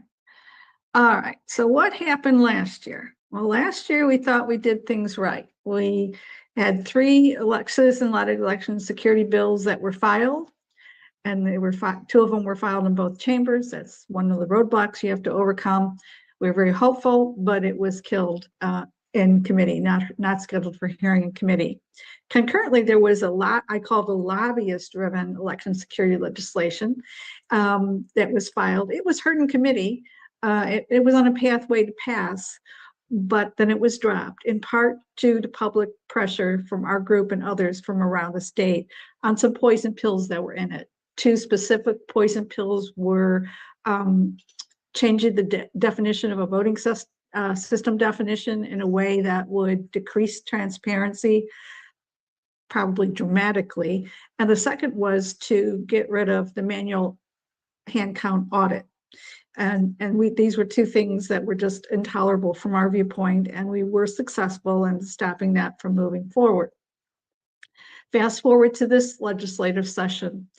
When we went back to sponsors to get them to sponsor again, some of whom were very anxious last year to go at it again, we virtually got nowhere. And it was clear that legislators had been told to stand down. And to my surprise, they were not motivated by the desire to support President Trump's executive orders and directives. We repackaged our work so that it would align and highlight how we were supporting President Trump, and that got us nothing. We ended up with only 1 citizen-led election security bill, and that was on U.S. citizenship. That is the topic we have been most successful in getting farther in the process. But once again, we couldn't get a senator this time, and so our bill was not heard in committee. And it was clear we weren't going to go anywhere on our own, so we wrote a letter to the Secretary of State and state leadership in the legislature from multiple nationally recognized election security groups, including Defend Florida, including the Florida Republican Assembly, including Joe Hoft, including Unite for Freedom. And we listed all of our findings and provided all of our data in a simple, concise form and asked for a meeting. Absolutely 0 response. This was even made into an open letter published by Ann Vandersteel and Joe Hoft. Absolutely no response. And then lo and behold, here comes the lobbyist-driven legislation again, had the same 2 poison pills as it had the year prior. It did do more on make some positive steps on verifying citizenship, but I would call this a window dressing in that it takes us 1 step forward, but 2 steps back on citizenship verification. Won't go into details, but one example is in Florida, unlike other states, I believe, a lot of states, if you apply, if you go to the DMV and get a new state ID, by policy, not law, they are not offering you the opportunity to register to vote if they know you're not a U.S. citizen. This new bill actually goes ahead, lets them register the person to vote, but labels them as unverified. So it's actually making more non-citizens be on our voter roll, even though they're unverified and supposedly can't vote. So it's got some good elements in this bill, but some very poison pills, and it really needs to be strengthened to make the difference we want. And as importantly, it does not address any of President Trump's executive orders. One of the things we found was that the way a lot of our large counties operate, they use temporary staffing agencies, and there's no requirement for that temporary staff to be a U.S. citizen. And these are temporary staff that transport our ballots, that program our voting systems, run our voting systems. It's you know, like giving the keys to the kingdom to people we haven't qualified. So these are things that were very important to me, and I thought most people, but it did not get into the bill. So what's next? Well, our focus right now is to fix or kill the lobbyist-driven bill. If we can fix it, this would be a great thing, and we're trying to do that with every way possible. We also are working to magnify our voice with a strong alliance between election and security groups and also social media. We did this year already, and we're continuing to educate and gain support of the Republican Party of Florida Election and Integrity Committee members. And some of them were very helpful in trying to get sponsors for our bills. And we are trying to improve communications with the Florida Supervisors of Elections Association. The previous leadership there kind of shut us out, but the new leadership on the legislative committee we're in open dialogue, and I'm hoping we can have some positive outcome from that. And our new ask, okay, we started with, here's the legislation we want. Didn't go on. Then we went to say, here's the needs, the problems we're trying to solve. Go ahead and solve them with your own language and methods. No response. So now we're back to, please do an independent security risk assessment like we did, and you'll see for yourself where the problems exist, because it's a he said, she said. And right now, if a citizens group says this, but the Secretary of State says that, everybody's going to just take the Secretary of State's word for it. An example is vote by mail chain of custody. We obtained records from across the state. We analyzed the chain of custody docs and said, ooh, big problems here, there. Some counties did very good, but some counties, especially the larger ones, were very sloppy. But the Secretary of State goes and visits these locations and says, oh, they got a nice shiny vault. And they told me their practices and they're very good. But unless you actually look at the paper, like Jovan said, you don't know. You don't know. You can't go by a shiny safe or by somebody's word. They have to be looked at. So we're promoting this year the idea of including in law that we do at least one end-to-end security risk assessment of our election process. And the latest thing we've added is a governor and legislator candidate pledge. Change the game to get some candidates in there that will actually run our bills and support getting them passed. So I'm going to pull up the pledge we did put together for the governor. I had it right here. Okay, hold on. There it is. Okay. This pledge we put together with feedback from multiple groups. Florida Republican Assembly was a great part in writing this.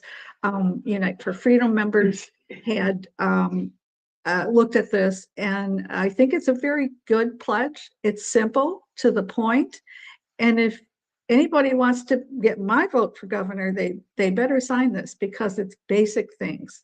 The first set of asks are for election security and accountability. Initiate this independent security risk assessment that I discussed earlier, to drive legislation to address the things they find in it, and to advocate for legislation to codify President Trump's executive orders and directives. And last but certainly not least, appoint a Secretary of State who maintains open and transparent communications with citizen election security groups to address identified issues. Then couple that with constitutional governments. We want a governor who's going to oppose any bill, amendment, or rule that infringes upon our Bill of Rights, violates our inherent rights to life, liberty, property, or reduces government transparency, accountability, or citizen oversight, that will support citizen-driven legislation to improve election security, health freedom, and parental rights, and maintain open and accessible communication with constituents. When I said on the title of my last slide, whatever happened to government by-in for the people, I don't know if it ever existed, but it certainly doesn't exist in Florida right now. Has someone who spent years trying to make a difference. And 1 minute. okay, that's it. If you would like a copy of this, I'll put my email in the chat, and I'd be glad to send it to you. Thank you. Thank you very much. Go ahead, Jovan. Go ahead. Raj. All right, great. Thank you, Deb, for that announcement. So I want to add some things to the important stuff that Deb mentioned. A couple of things I want to encourage you with. Now, number one, there are 7 bills going through our super majority Republican legislation state of Florida. 7 bills. Each of these 7 bills are attempting to obfuscate publicly available information. So to be clear, you've heard this from a lot of our colleagues in other states that have fallen victim to what I'm referring to. The only difference is in those states, these actions were not checked. These bills became laws, and now our colleagues in these other states are kind of screwed, just to be blunt. There are 7 bills in the state of Florida that are trying to do the same thing. They are trying to take information that's currently publicly available through a PRR or a FOIA, and they're trying to hide it from the public. No matter what your political party, persuasion, ethnicity, identity, whatever, that is always super bad.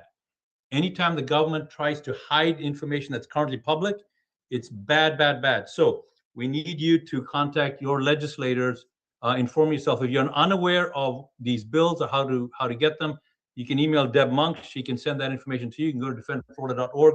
So that's number one. Number two, I want to encourage you. There was a Republican Executive Committee, there's several, but I'm just going to use this one as an example in the state of Florida. And they, just like what I mentioned about obfuscating and hiding information, did not want all the gubernatorial candidates to come and speak to their people. They specifically did everything they can to block all candidates except one, the one candidate that they felt, whatever, just except one. But the people in that REC lobbied, worked weeks on weeks over time, and finally they were able to get enough support to overturn that decision. And now that REC, which is an example of many, is going to welcome all of the gubernatorial candidates. My friends, this is an alarming thing when the Republican Party is trying to curtail and censor information to its own people.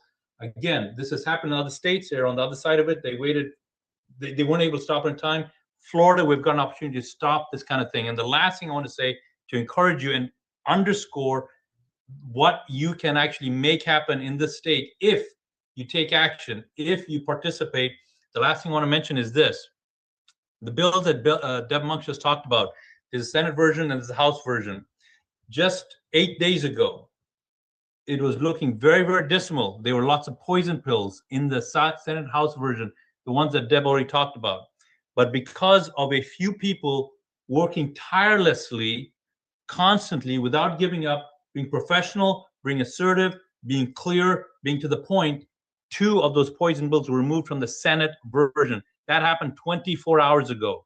So my friends, the interaction in Florida is still real, provided you step up. So we're looking for you to step up. We're looking for you to get involved. We're looking for you to take the information you heard here, share it with the people in your group. I know we got people from all over the state here, but with those of you in Florida, we are on the razor's edge.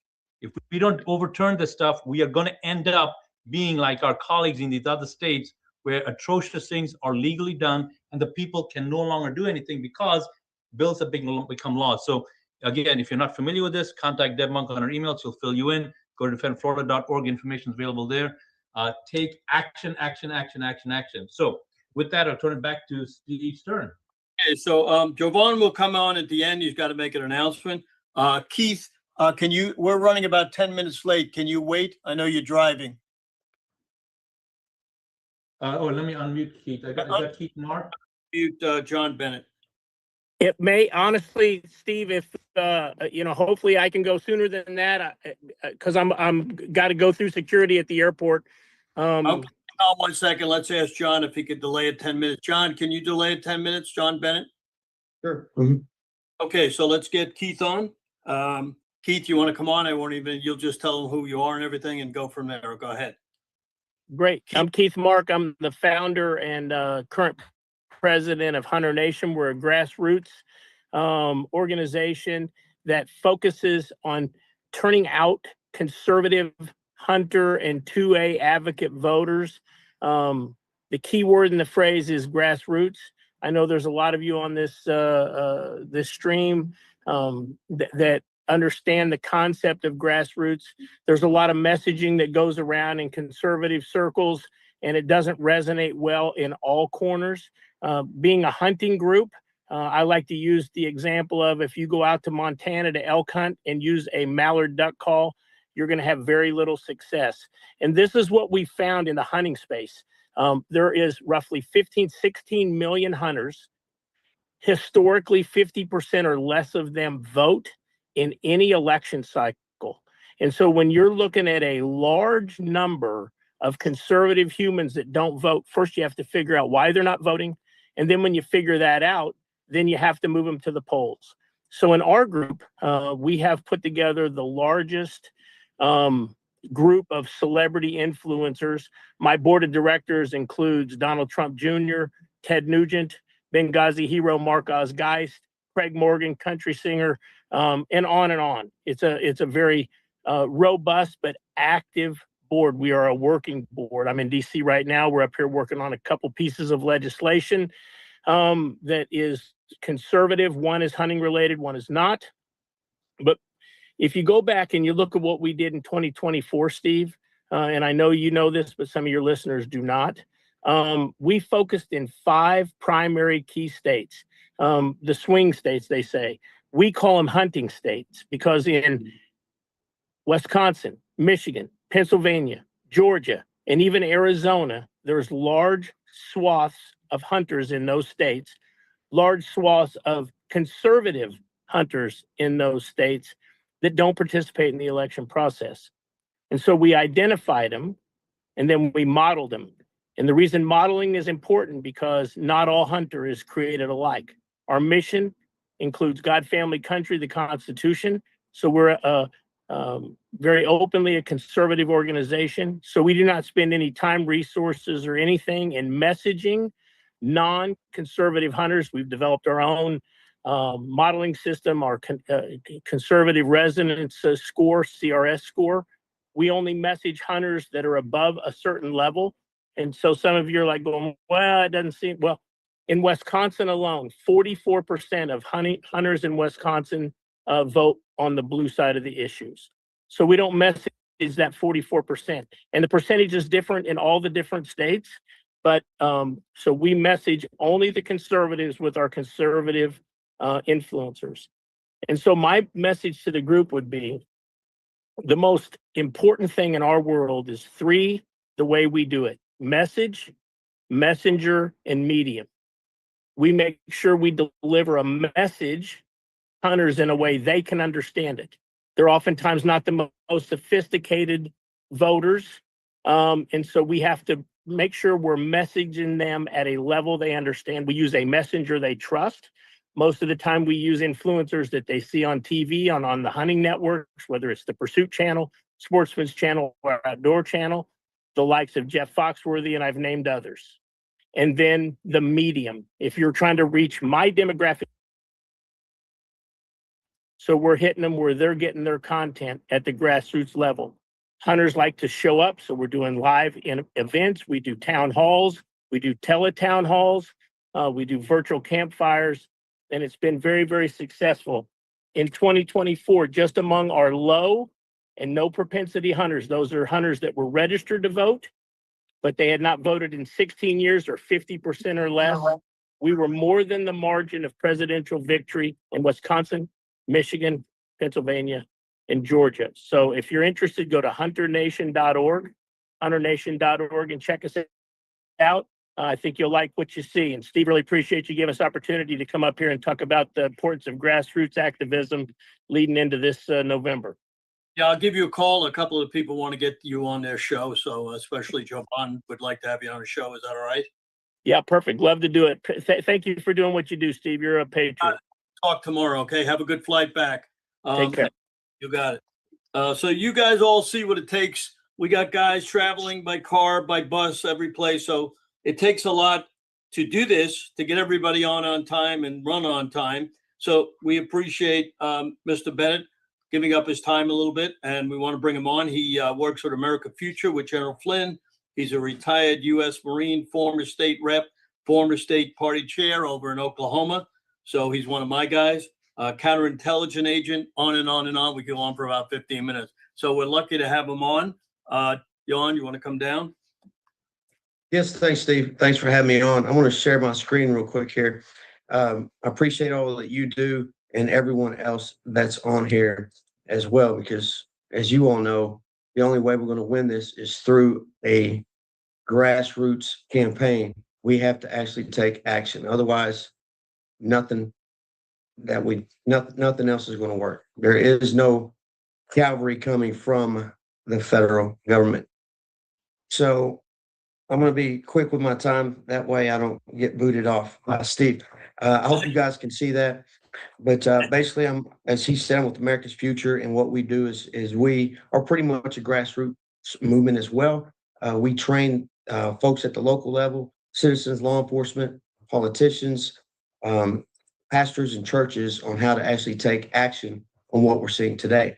Now, I probably have a little bit of a different take that most of you guys are used to, but I'm going to go ahead and lay this out for you from our perspective, from who we are. So General Flynn says all the time that local action has a national impact. We just got to get in the fight and start fighting. So basically what we're seeing today, and you probably have been seeing it on the TV recently, is a color revolution. Historically, by its definition, however, the difference is, even though it's still a domestic issue and it has a lot of domestic and external influence, even from other nations, it's using a violent movement.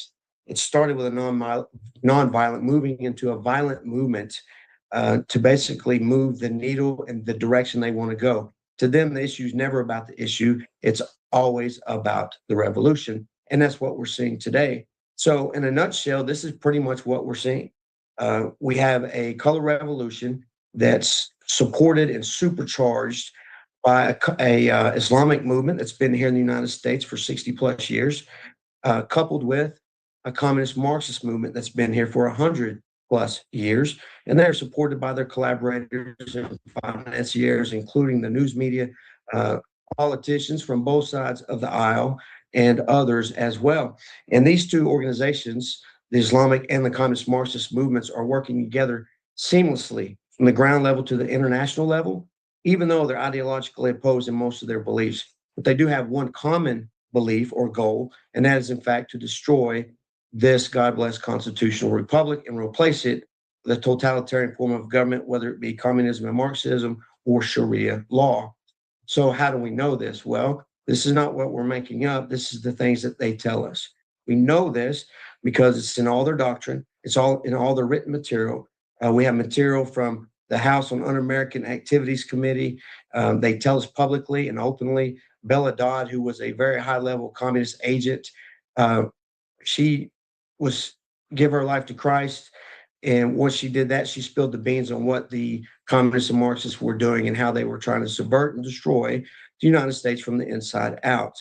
So they're very obvious about what they're doing. And even today, they march the streets holding flags, Democrat Socialists of America, Socialists of America, the communist revolutionaries. I mean, they're everywhere, and they tell us exactly what they want. And it's really not that hard to figure out once you understand that they have a movement that has doctrine, strategy, and written plans to operationalize that doctrine. And not only that, they have literally thousands upon thousands of communist Marxist organizations freely working inside the United States today to move that revolution forward.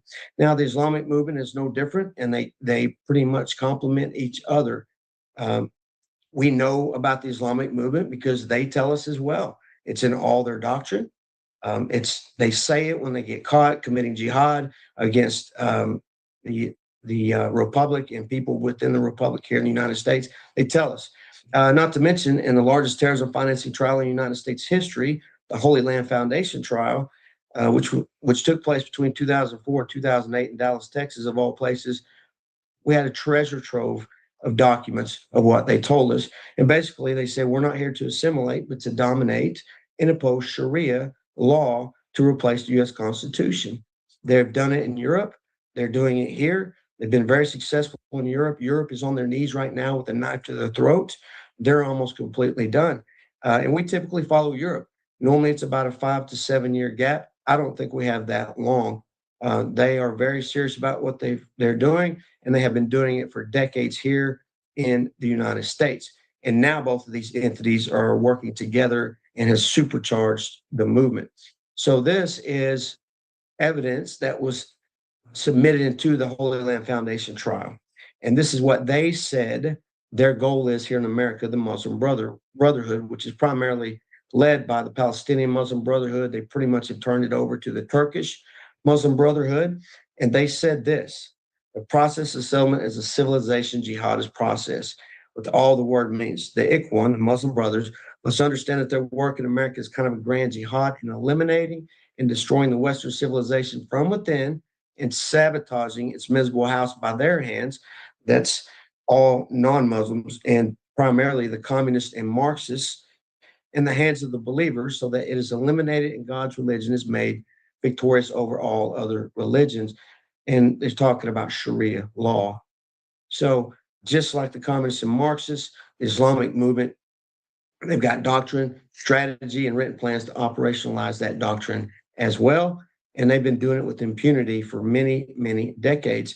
And this is pretty much the pillars of society that they have inserted themselves into, because to them, they pretty much both movements off mouths political warfare.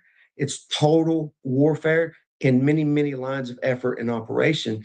But what we have found over the years is they're primarily working and operating in these very successfully in these pillars in our communities, including the elected cycle, which is very important to you all that are fighting for free and fair and legal elections. And if they don't get their way, both organizations use lawfare to get what they want.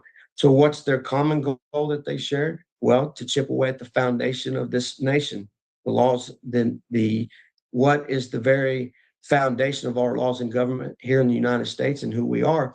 And that is simply the laws of nature and nature's God, which is what this country is built upon, which we see in our founding documents, which was legally defined by Blackstone's commentaries, which we use for law books in America for over 150 years at our founding. It legally defines the laws of nature. Nature's God is God's word and God's will, according to Holy Scripture and the Holy Spirit. Because if they chip that away, the entire republic falls, and they can replace it with some sort of totalitarian form of government, whether that be communism or Marxism, which we know doesn't work. It's been responsible for killing millions and millions over history, or replace it with Sharia, which we are allowing them to have First Amendment rights here when we should not, because Sharia clearly violates the First, Fifth, Eighth, and 14th Amendments. And freedom of religion stops or harm, coercion, criminal actions, and enforcement begins. But yet here they are freely using it to subvert us from the inside out. So when they say this is a total war, that's exactly what they mean. When the communists and Marxists said they're going to subvert us, that's what they meant and have been doing. The jihadis are the same, a civilization jihadist process. And really the main way that they do it or have been doing it so far, because the civilization jihadist process and the subversion, all the nonviolent side of that always sets the platform for the violence. They have been doing it through the ballot box. They've been electing their people at the school board level, city council level, county government level, state level, and federal level. And they've been changing laws right underneath our nose, which they're allowed to do. However, there's a difference between legal and lawful, and they've been legally changing some laws and using them against us. So our organization, we go around the country and we train teams. We build teams at the local level, give them a detailed action plan where they can legally, lawfully, but very creatively go after these organizations, both organizations, and delay, disrupt, and dismantle them and boot them out of their communities and fortify it so they can't come back. And then they grow out to the other communities that surround them as the other communities are being built and come towards them. So we can take back this God bless constitutional republic and get back where we need to be as the freest nation on the planet. So this is our organization. This is our website, or you can scan that QR code. So I think in the the quickest, most general way I could lay it all out, there you go. And I do have one thing for you, Steve, because you did ask for this. Just so you all know, the mosques are the primary places that they plan and do all the things that they've been doing that are nefarious. And in the state of Texas, these are the mosque locations. Now, I want you to know these mosques, if you look where they are, they're around the major populated areas. So they are literally, because other non-Muslims will not go to the polls and vote like they should. We're losing seats, not only in Texas, but other states as well. And these mosques and these coordinated efforts are all around the larger city areas, because that is where all the votes are. And this is just in a small radius around the DFW area alone. And this is why Dallas, Houston, and other large cities in Texas are almost completely fallen to the communist and the jihadis movement that are in those areas today. And they have already expanded out into other states as well. So with that, Steve, I will turn it back over to you. That map back on again, because, you know, many people did not know this is happening. And when I heard your presentation, when I heard it, where I heard it, you said that you're training people. I know you give up your weekends every weekend pretty much. Tell us what you're doing. This is very important. What are you doing to train people? Because in Florida, which is supposed to be a great state, just in real where I am, maybe 10 miles away, they had a big event for them this past weekend, and they couldn't stop it. And this is, you know, if it happens in Florida, it can happen in every state. So explain exactly the training. I know you're booked up for months, but you need funding to be able to get more people trained, because I don't think the people in the United States really understand what's happening. Yeah, absolutely. So we have a small team. We have many allies across the country, but we're a small team. And we literally have been going every weekend for the past, year. So many people are calling us wanting training because the training we're giving them is effective. So for the citizens, it's a one-day training. We spend the first half of the day. We go in and train them on the threats they're actually seeing, who the enemy is. It's basic U.S. warfighting doctrine. You can't defeat the enemy until you know who they say they are, how they operate, and why they operate. Then and only then can you form a counteraction plan. So the first half of the day, we do that. Second half of the day, we literally pull them together as one team. They pick their own leaders. And then before we go into that area, we do a deep dive investigation and research, and we put together a detailed action plan for them in 3 easy phases and 10 steps. And we give them that detailed action plan, and then they take their team and then they go action that action plan, which is legal, lawful, but very creative. And in addition, we also train them on secure communications, so no one is alerted to what they're actually doing. So that's the one-day citizen action training. We do the same type of training with pastors and churches, except we go from a biblical worldview, what the role of the church and the pastor is, and what they can do within their sphere of influence. And then we have a law enforcement training, which is separate. It's a 3-day law enforcement training for them specifically. And then we train elected officials from the local level to the federal level as well. And we have model legislation, many bills that we put together and resolutions that we've been passing around the country as well. And you probably have seen some of them start to pop up in the different states, and even on the federal level. That was part of our consulting and training that we've given to these elected officials. John, that's great. I'm getting a lot of texts from different podcasters asking if you can come on some of the programs. So I will get back with you later in the week. I think this is very important to get out to the United States, because a month ago, people weren't even talking about this. And now everybody's talking about it. Probably what happened in New York started all this going on. And we appreciate everything you're doing. You are the grassroots guy. You did what I did. The head of the Republican Party in Oklahoma, very important. So you've done every job, Marines, on the ground. I mean, there's probably so many things you've done is unbelievable. Thank you for everything you've done. And we're going to bring our next guest on. I just want to let everybody know that we have a good friend of mine, Dan Sferiglio, who is the voice of the people, gets tons of people on this. Anybody who wants to go on his network or get on his network, I'll be able to really introduce you to him. He's starting a big network. He goes into 58 different countries by radio and other avenues. So thank you, Dan, for everything you're doing. And we appreciate it very much. We want to thank Steve Bannon for putting us on today on Getter and on the War Room. We have a lot of people helping us, OBBM Network, Lindell TV, all the way across through hundreds of podcasters. Every month we get new podcasters. We lose a few now and then because some of the podcasters, retire, or they're doing this for fun. And then all of a sudden they realize that it's costing them money. So it's a problem. So if you know any podcasters that want to stream it, we want to also thank General Flynn for his help. He's given me many podcasters, so we appreciate that. So let's bring our next guest on, Harry Horry, who also is flying down to Trump International, March the 2nd, to do a talk live where we'll have about 15 to 20 election security people coming in live. And it'll be from 10 o'clock a.m. Eastern time to about 1 o'clock Eastern time on March the 2nd, Monday. So Harry, come on down. Hi, Steve. Can you hear me? I can. Good. Sound just Thank- like you.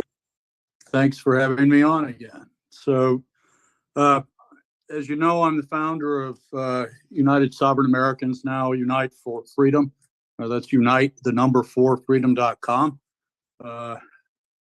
Before that, in 2020, I was part of a group called Cyber Patriots, and Jovan might remember coming in to get some help from Nate Kane, and I was in the background. Nate and I are business partners. So anyway, we've been at this fight, or I've been at this fight since 2020, and in one vein or another. And we basically have followed a pattern that I'm familiar with, which is try to disassemble the terrorist network that's trying to fight to destroy our country. And they are terrorists. We already know that because they are more than willing to use violence against conservatives, as we saw clearly in 2020 with the mobilization of Antifa and Black Lives Matter. It doesn't matter what the excuse is. And this is something I want to talk about, briefly here, is that, first of all, I honor everything that everybody's saying here today. The fact of the matter is we all have a place to play, but sometimes what's missed in this discussion is that this is an all of society battle that we're in, all of society.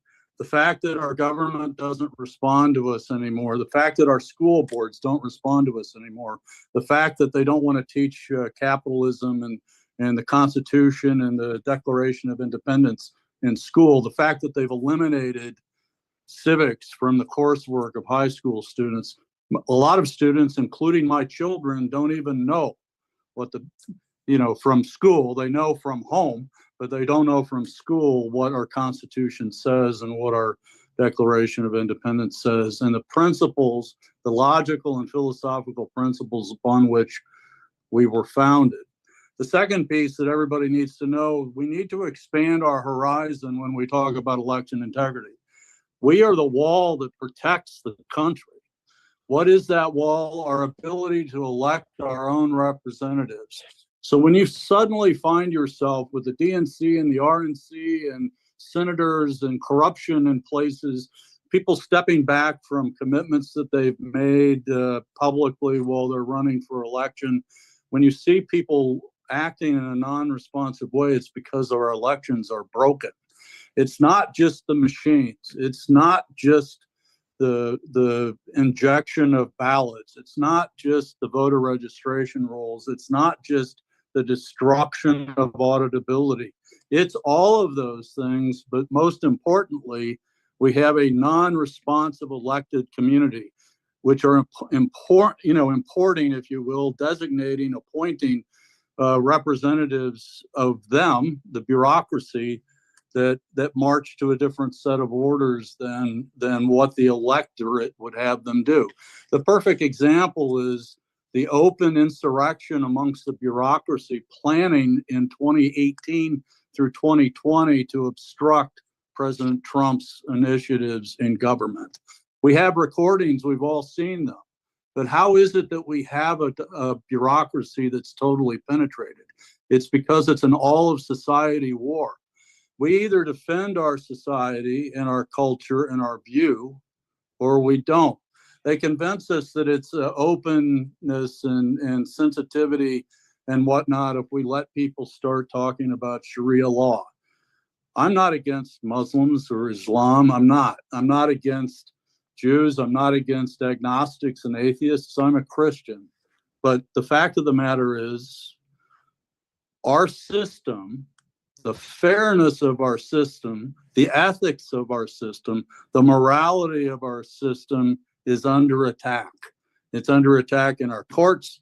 It's under attack in the House of Representatives. It's under attack in the Senate. It's under attack even in the current administration with the holdovers that haven't been vetted in a way because no one can see it all, right? So unless you can surround yourself with a large enough cadre, I regret using that word, but a large enough group supporting you, it's very hard to stop the enemy that's already inside your gates. So when you look at our representatives and they tell you they're going to do something and they don't, and they use some flimsy excuse as to why they didn't do that, hold them responsible. It's all about accountability. Now let's turn quickly to election integrity. Unite for Freedom has concentrated now for almost 4 years on identifying evidence within state published data. The reason we did this is because A, it's not our data. No one can impugn us with regard to whether or not it's, legitimate data to be looking at. The second thing is that you can't make it personal. It's not about Harry Howery. It's not about Ken Zitko. It's not about, all of our people or, our analysts in Texas or our analysts in Georgia. It's about all of us. We have 94 volunteer data analysts that do nothing except look at the voter rolls, the voter history, and find artifacts. We're not looking at the question of whether voter history or voter registration is being done legitimately or legally. We're looking at whether or not there's indications of manipulation of the vote. And what I want to talk about just briefly here is the fact that we found that manipulation. We published something called the Phantom Voter Reports recently. It caused a lot of stir. Joe Hoff's coming on in a little while, I hope. And the fact of the matter is that we don't have any evidence that our voter rolls are accurate anywhere. We can find, all of us can find anecdotal evidence, but what we've done is statistical and end-to-end studies of voter histories, of voter rolls, and we find people that are unverifiable. We know in these states nobody's doing the verification, yet the Constitution says that you have to be an eligible U.S. citizen to vote, period. Doesn't say any exception. The state officials are responsible for administering the law, yet we allow the states, like California, to pass legislation that makes it illegal for election workers to ask for identification.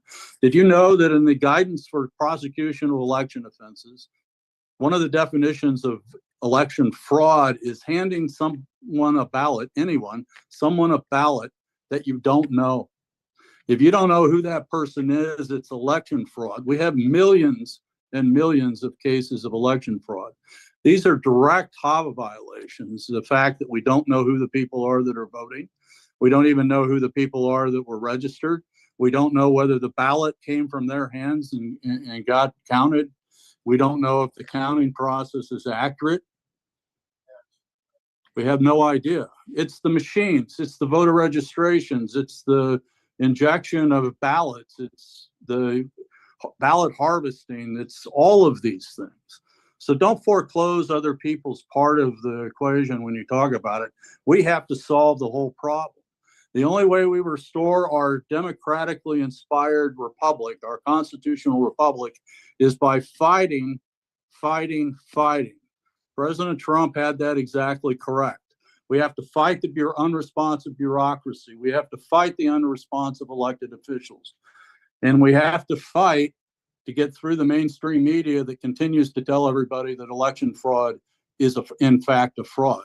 In fact, the statement, the election deniers, the actual election deniers are the mainstream media. They are the people that are trying to destroy our republic. You want to find our worst enemies? Find everybody that calls us, the people on this program collectively, they call us election deniers. They are the deniers. We know in 2020 that the machines are not certified. I enter Supreme Court testimony about the certification for the Amistad Project. Our courts don't even listen to the evidence. They throw it away. We filed, 9 lawsuits in federal court. Not one of them was heard on the merits. They throw all sorts of procedural obstructions up. Not that they were all perfect lawsuits. There are a lot of imperfect lawsuits. But the fact of the matter is that none of this evidence is getting heard. None of it's getting adjudicated. Greg Stenstrom, my friend, talked about this earlier. He's got court cases that are 5 years old. 5 years. No hearing on the evidence yet. Still procedural. And then, like we heard earlier about Tina Peters' case, how can any competent court allow Tina Peters on appeal to sit in jail, particularly when they've proven that she's at risk? She's been attacked violently multiple times. This is the problem. Our courts have to be reformed. Our government has to be responsive, and you all and we all and our children have to inherit a constitutional republic that actually elects their own representatives. This goes way beyond just the election system. We have to fix it all. And that includes closed borders. It includes child and human trafficking. It includes many malicious acts all over the country. People throwing murderers back out on the street. When things are in a chaotic step of destruction, you see people doing stuff that has no logical explanation. These people are part of the problem. They are part of the attack on the vision of what we are as a country, the vision of a place of freedom, the vision of a place of honor, and we are allowing them to destroy us. The thing that we're not doing well is we're not combining our efforts well. We have to start talking with a single voice. We have to know who the voters are. We have to know that the voters actually filled out the ballots that are being counted. We have to know that all of the ballots that they filled out and only the ballots that they filled out are counted. We have to know that they're counted accurately. And oh, by the way, Deborah Monks and Joe Hawk, we have to be able to audit the whole daggone system from beginning to end. People say, well, we're going to expose things. You know, the batch tickets are only a leisurely or convenience item for control. No, it's not. Those procedures that say there's supposed to be a batch ticket and it's supposed to agree with the ballots, that's the law. 1 minute. Hobbes says these procedures are the law. So what we're advocating, you can find us at unite4freedom.com. You can hear more about Georgia tonight at we have an X or spaces on X at Real Booker Scott on X. If you want to hear more about Georgia and what's happening, Unite for Freedom is also trying to work with the DOJ extensively, trying to get the evidence we have, which is clear evidence collected using evidentiary procedures of the types of things that are happening. And oh, by the way, there is evidence, clear evidence provided by me and others of international manipulation of a voting system. Clear evidence.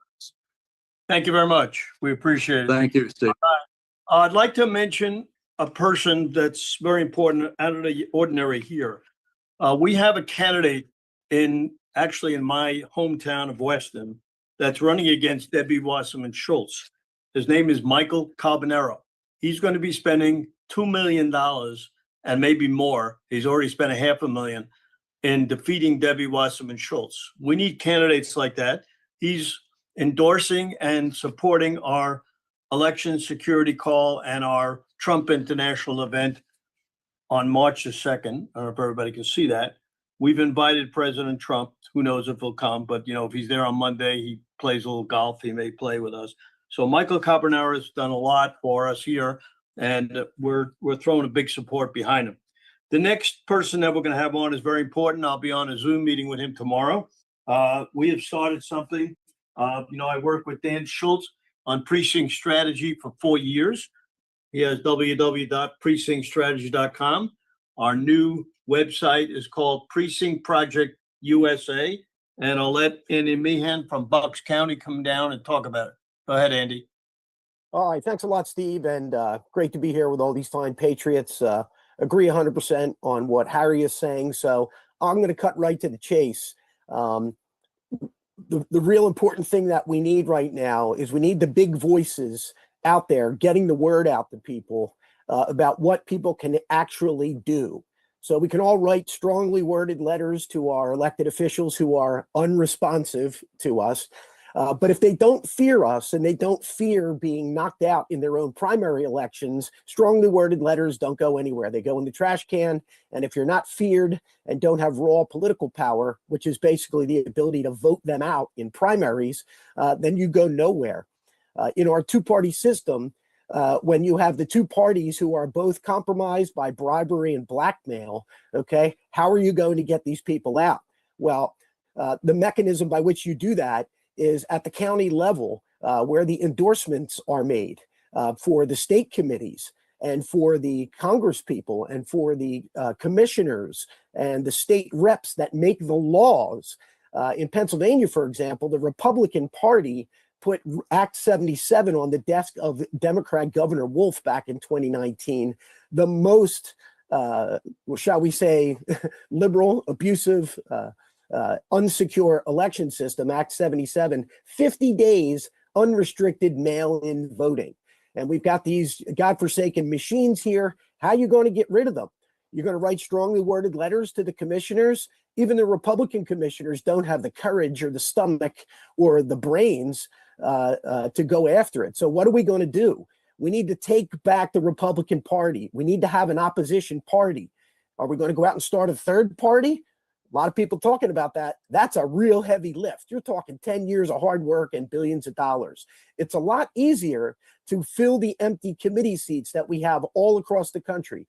Over 50% of the local Republican committee seats are empty across the country.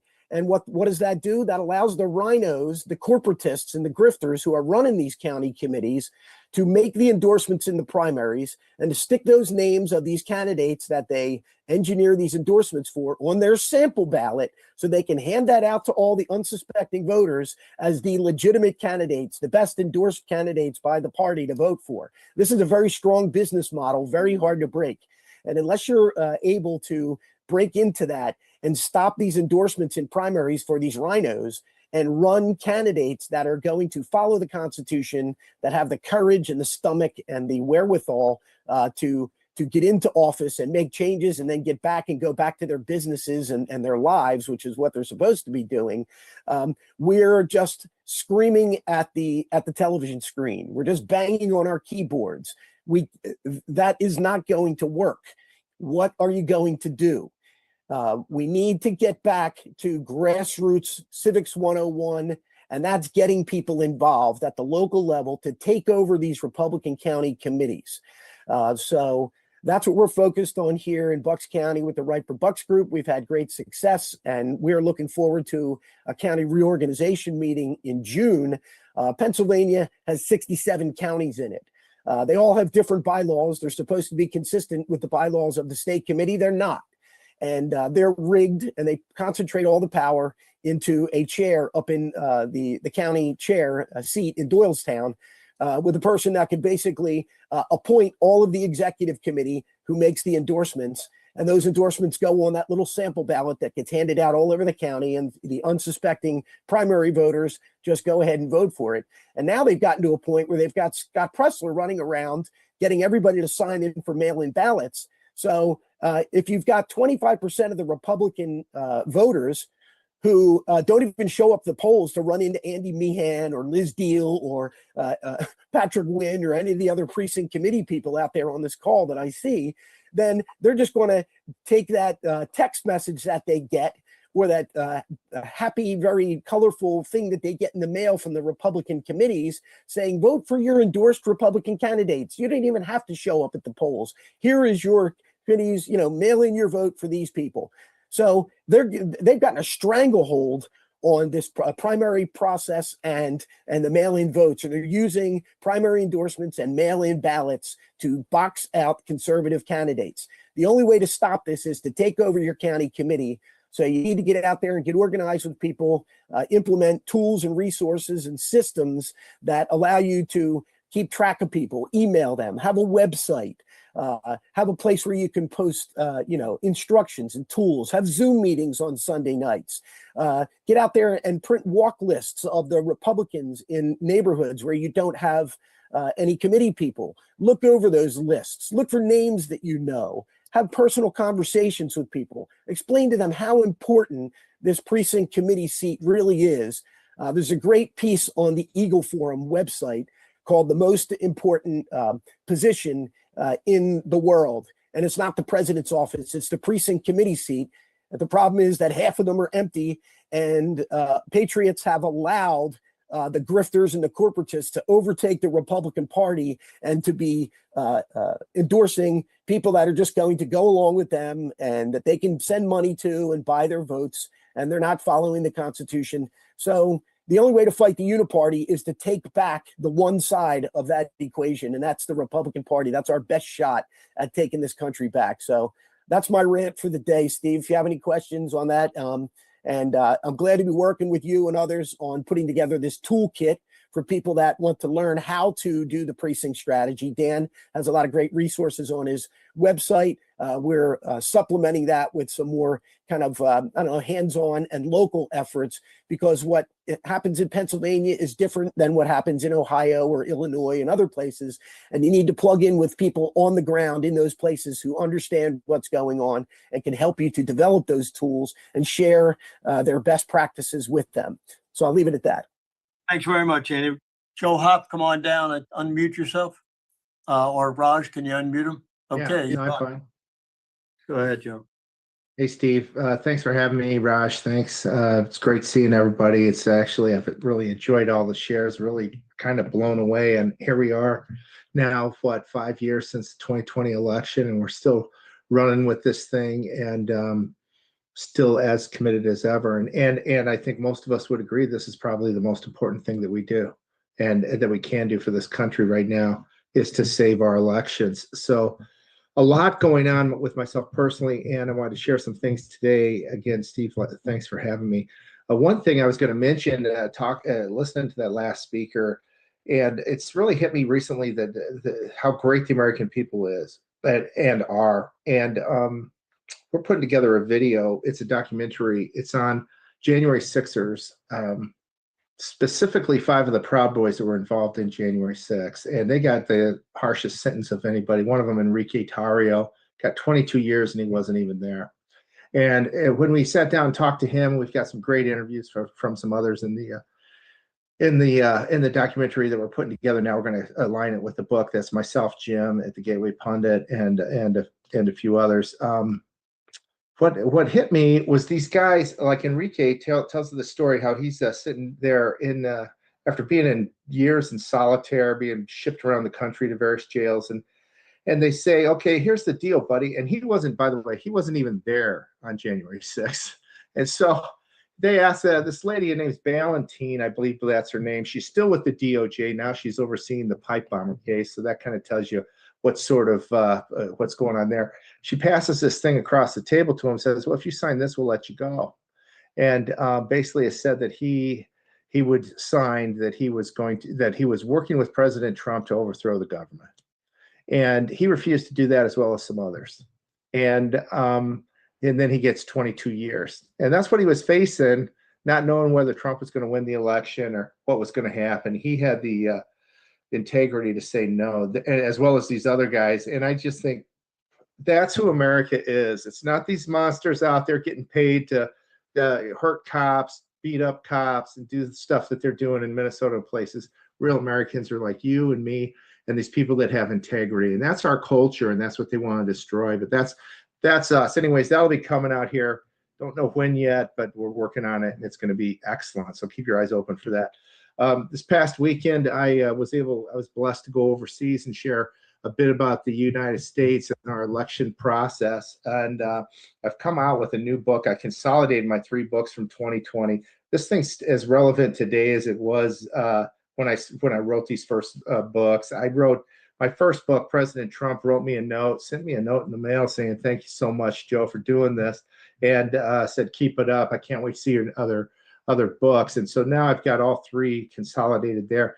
And over in Rome this past weekend, I had the opportunity to speak. And one of the guys who was there, who was putting on this event, had helped me translate my books into Italian. So if anybody out there is Italian and wants to get a hold of my books and learn what happened in the 2020 election, here it is. And it's available. You can go to joehoff.com at El Futuro. So anyways, that was exciting. And people around the world want to know what's going on with this country, et cetera. So the two main things that I wanted to point out today really is the election and how it's still a top item. And we've got to fix this stuff. We all know. I think we all are still kind of believing that Trump's going to do something. He's going to put together another executive order or whatnot. I think the other thing that we all are really concerned about is accountability. I was talking to Steve about that earlier today. That's the two things. We fix those things, and I think we'll be really feeling great. I think Trump's done incredible work, tremendous work, miraculous work, but we've got some work to do. So I'm going to mention a couple pieces here. Maybe I'll share my screen. I don't know if you can see that. This is an article I put up before, and I put it up again this morning. Can you see it? Yeah, we can see it.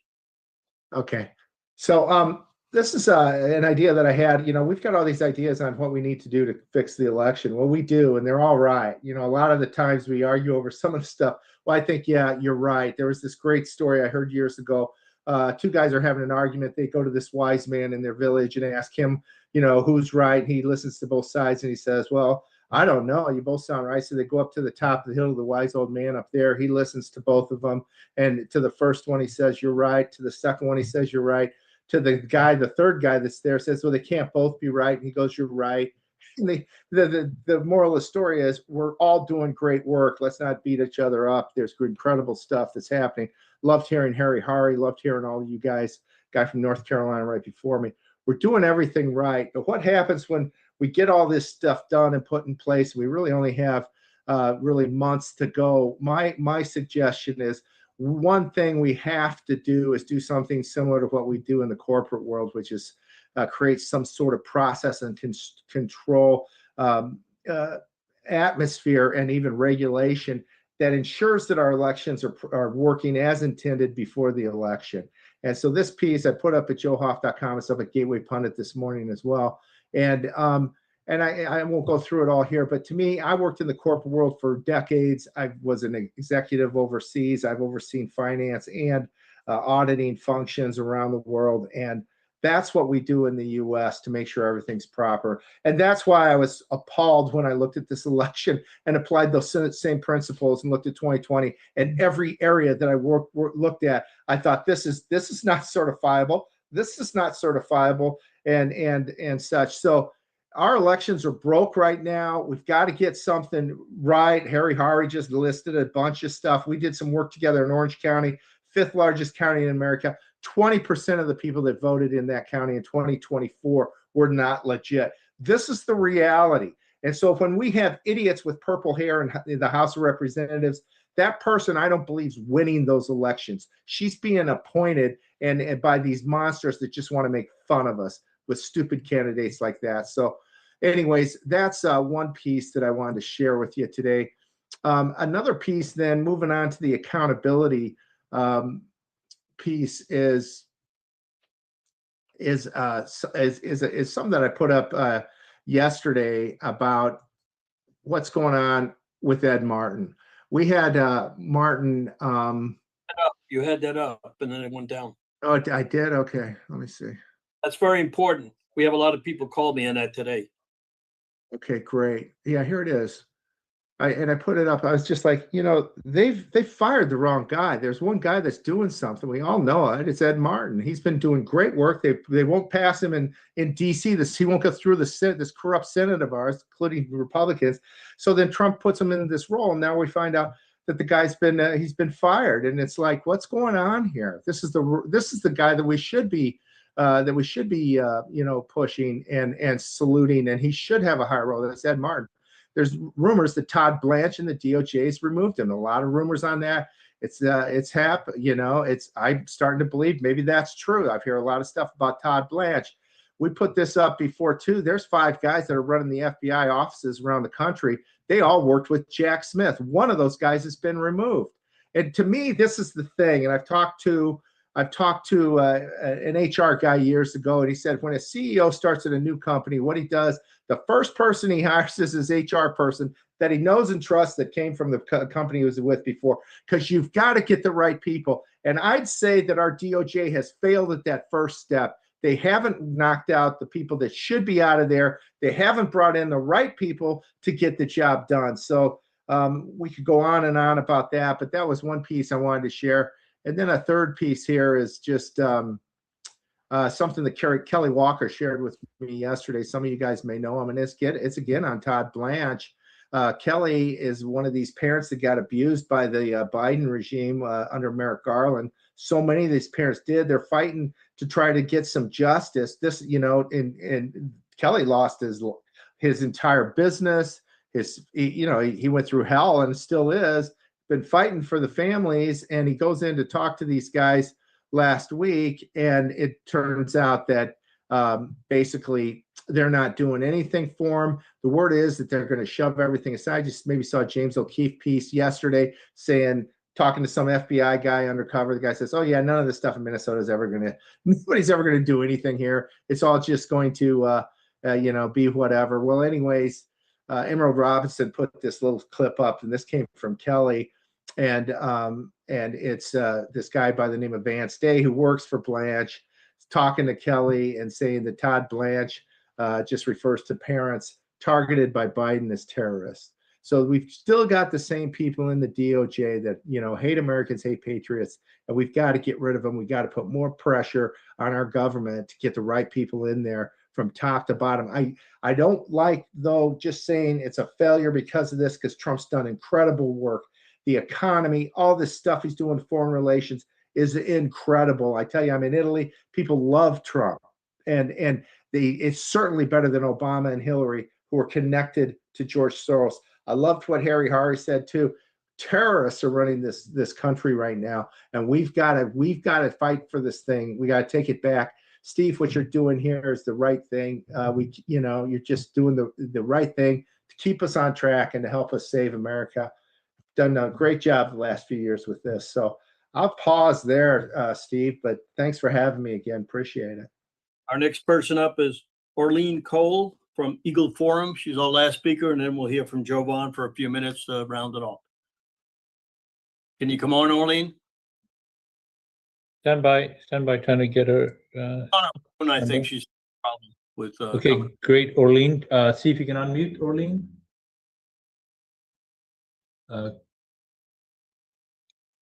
On the bottom left-hand side of your screen, Orlean, click on the unmute button.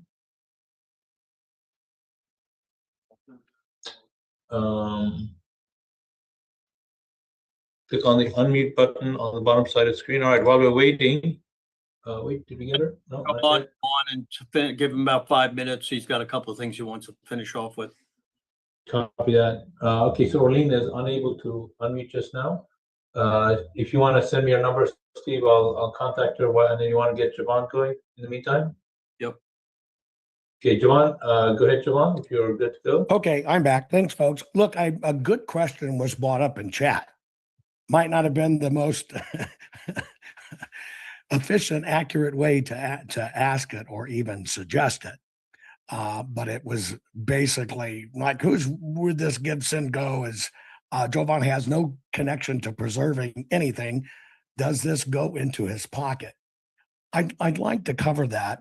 One thing I want you to know, folks, while we were on this call, California was allowed by the Supreme State to redraw their districts. Now California will get 5 more House seats. That just happened. You have to understand this is an ongoing war. But let's talk about Maricopa. I am different than most people that talk about election integrity. My work comes under a contract with the Senate. I'm not advocational at this. I'm not an advocational auditor. I am a professional technologist that happens to do forensics, digital forensics. It's a big part of my career. It's a large part of my patent portfolio. And that's why my team was tapped to do the digital forensics in Arizona. Now, as part of that, we generated massive petabytes of data.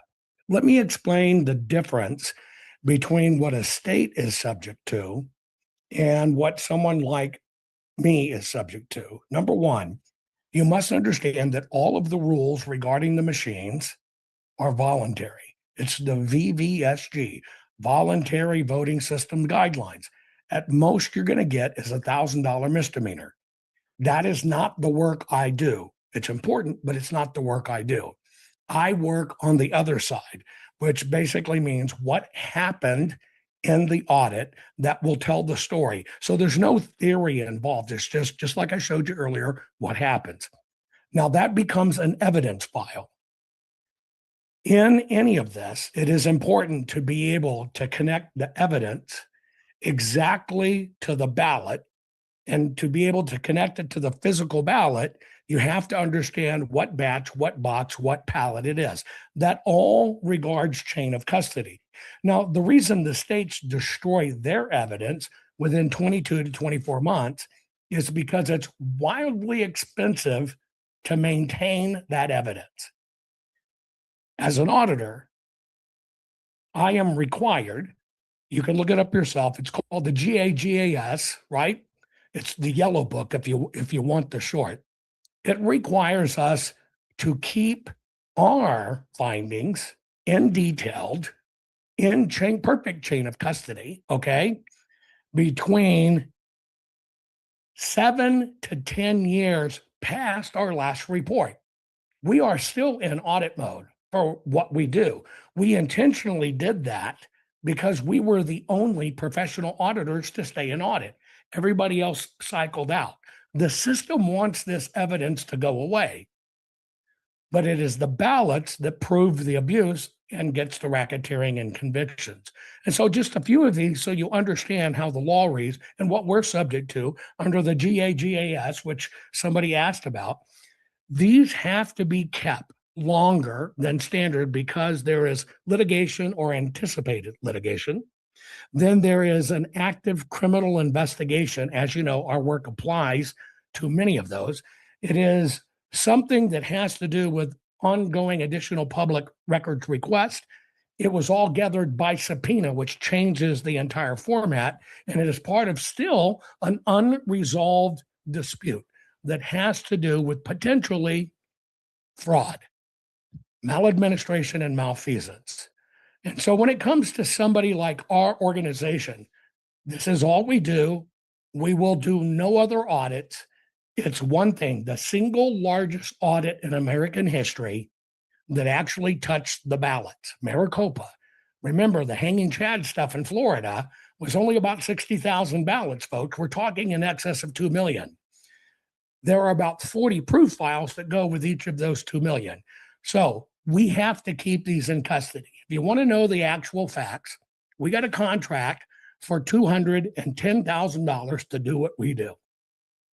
And for that, I was going to do about 4 or 5 things. We ended up developing 25 different independent new forensic techniques to audit ballots. In order to do that, we spent on our side $3.5 million. Now, I know some people say all of this is a grift, but I got to tell you, I'm the shittiest grifter in the world. If you get a contract for 210 and you spend $3.5 million to do it. And so we're at the point, in order to wait this out, because it's going to hit us in the midterms. Nothing's changed. No needle moved, folks. Not a single needle moved. Go look right now at the Election Assistance Commission. Kamala now has 75 million votes when she cycled out election night at 68. They're adding. They're trying to cover up the Biden because they're going to pull the trigger again. Our team is the only one sitting with factual, court provable, in chain of custody evidence to show this happening over multiple cycles. And frankly, we need your help. The left, the deep state, wants to do everything it can do to make us button up shop, not have it, make it go away. They pay people to attack it. They pay people to troll. We're used to dealing with it all the time. But I just wanted you to understand some of the statutes. You can look them up. It's the GAS Yellow Book and the AICPA, which we're subject to, which is called AU-C-230, which requires us to keep all of this from our last report for 7 to 10 years. That's what you're supporting. Thank you very much. You got it. And hey, Steve, I know we got Orlean. She's in good shape, but just before she comes on, I just want to share with the folks that Jovan has, from the very, very beginning, been a strategist that the Florida Defend Our Union has been following. He has been generous with his strategy, and the difference here in Florida is we just executed what he advised us to execute on. We've had him on calls with our legislators, zooming him in. So Javon, thanks for bringing the cutting edge to what's needed, and really, really appreciate how you have contributed to the work Defend Florida has been doing. Thanks for that, Javon. Back to you, Steve. Okay, Arlene, come on down. Thank you so much. Can you hear me? Can hear you. So I wanted to thank you for allowing me to be part of this wonderful group. I'm so impressed with all of the speakers. Sorry that I missed many of them because I had to take my husband to the doctor. He's on the verge of pneumonia. And anyway, we had to give him a kind of an emergency call with his doctor. But I was able to hear Harry and the other ones from then on. I wanted to thank my friend Rick Makowski, who was the one who first alerted me to you, and I guess let you, Steve, know about Eagle Forum. And I did notice that one of the callers actually, or your speakers actually mentioned Phyllis Schlafly, and she's the one that made the statement that the most important position in politics was the precinct person in charge. And so she's always been writing about election and election integrity. That's how I kind of first joined Eagle Forum back in 30 years ago. And I began to hear about her wonderful syndicated columns writing about election integrity. And she's still going, well, she was going strong until her death. That was in 2014. But she kind of summarized so many of what your speakers talked about.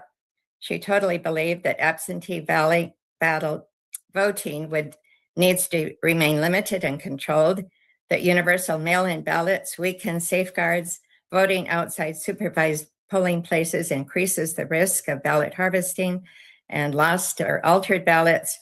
She believed that all elections should be observable, verifiable, and conducted in person whenever possible. She knew that voter ID and citizen requirements would solve a whole bunch of our problems. And she believed in cleaning up our voter rolls. And she definitely believed that we should do everything possible to bring back honest, good elections. And she believed also that our courts and legislature were even causing problems. Some of our courts were rewriting election rules just before the elections. And she believed in a sheer claim of custody when we voted. So I worked in the polls for 5 years here in Sonoma County, Santa Rosa, where I live. And that was when elections were still honest. And we actually counted the ballots ourselves before we then ran them through a little machine that verified our counting. The election was one day, and we had precincts that we were assigned to. Everyone made sure everything was honest. We gathered up our election results, and 2 people took them to where they were then carefully put on a truck and taken and counted and verified. And so things were very different when I was growing up. If we could just get back to that, that would be really wonderful. I also wanted you to know that I wrote a book called The Waning Death of Lady Justice. And in here, I also have the story of Tina Peters. I have Douglas Frank here that we got to hear it in person, and we met Tina Peters in person. This was back in May of 2021. And so I've been following her and praying for her. And I agree with everything that people have said about her and how unbelievably unjust she has been treated. I also have a whole section in the 2000 J6ers, how unjustly they have been treated and how they were picked up by the FBI in such an unjust manner. And I also mention in my book how we have FBI whistleblowers who spoke out about what was going on in 2020 and let us really know that what was happening was totally incorrect. And they were asked to do things that were totally false, but they were willing to speak out and let this be known. And then my last chapter talks about the comparison of what was going on in the Soviet Union when they were collecting all of their political prisoners. That's exactly what Biden was doing when he was accusing these 22,000 innocent J6ers and putting them in prison as a political prisoner. That's what I really believe. is happening with Tina Peters. She's like a political prisoner. And I wanted to also let you know that we have two wonderful women who are now on our state board for Eagle Forum of California, Linda Payne and Ruth Weiss.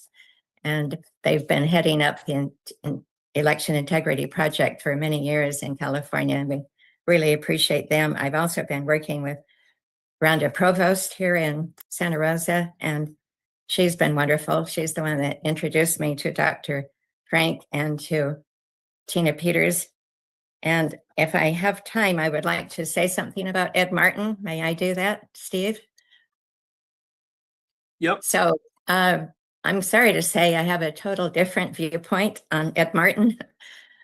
Just before Phyllis Schlafly died in 2016, her sons, who were both attorneys, did not want their younger sister, Anne Schlafly Corey, at that time to take over, even though Phyllis had been training her for all of her lifetime to do that. And so they did all sorts of sneaky things, and they brought Ed Martin in to head up Eagle Forum.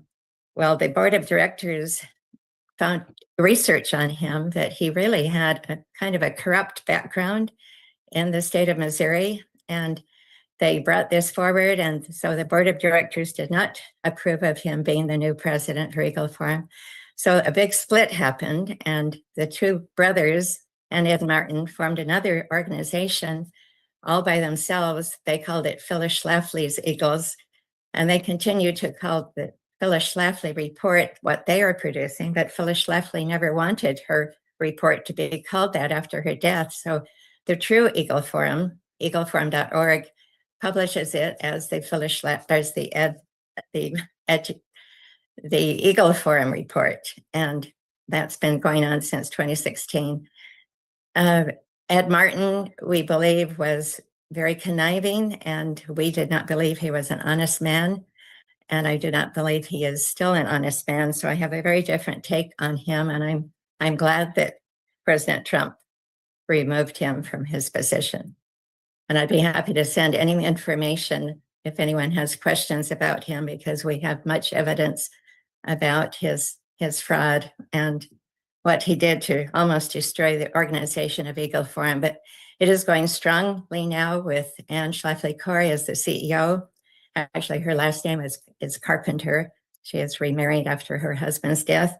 And Chris Ullman is our national president, and they are doing a wonderful job. And we're really proud of the organization of Eagle Forum and for the fact that Phyllis Schlafly has been standing up for honest elections for probably 30 years. Okay. Any questions? We appreciate you coming in. We're going to close this down today because the War Room's got to close down soon. So our next one is going to be March the 2nd. I want to thank my good friend, John Goodman, who's going to be speaking at it. Wish him a good recovery. He's got the flu like a lot of people in Florida. I want to thank Raj, who does a phenomenal job in helping me. He will not be down at Trump Internationally this year. He's actually taking a vacation, and hopefully I'll get on vacation after that also. So this will come on March the 2nd. If you know anybody that wants to come in from Florida, please let me know. Anybody who would like to talk, let me know. We have a lot of people that call that want to come on. We try to keep this on election integrity. Sometimes we get off the track a little bit. We apologize. Our copy will be on Stern American Rumble. You can see it there. As soon as we close this down, it goes live on that. Want to thank Melissa, my assistant, for helping us. Anthony, our tech guy. I want to thank all the podcasts that streamed it, yournews.com, totalnews.com. Many, many people helping us. We appreciate that. The word has to get out because we need to save our country.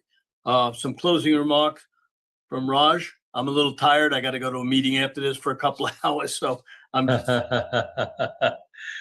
right. Hey, so me and the dog are going to close it out here. He's running out. So friends, thanks for being here. You guys are the most important part of this entire call. I want to just urge you again, please, to go to theflagshirt.com, theflagshirt.com. Why? Because anything you do there to get gifts for the Valentine's effort. See, I'm putting effort behind it. The Valentine's celebration coming here in 2 weeks. It's going to be amazing gifts for both men and women there. So please get something there.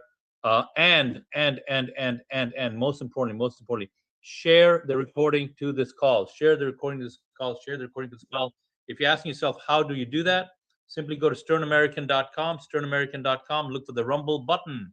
Look for the Rumble button, click the Rumble button, and you will see all of these recordings and more right there. So thank you everyone for being here. Thank you to the guests. Thank you, Steve. And we will see you next time. Action, action, action. There you go. All right. See ya. The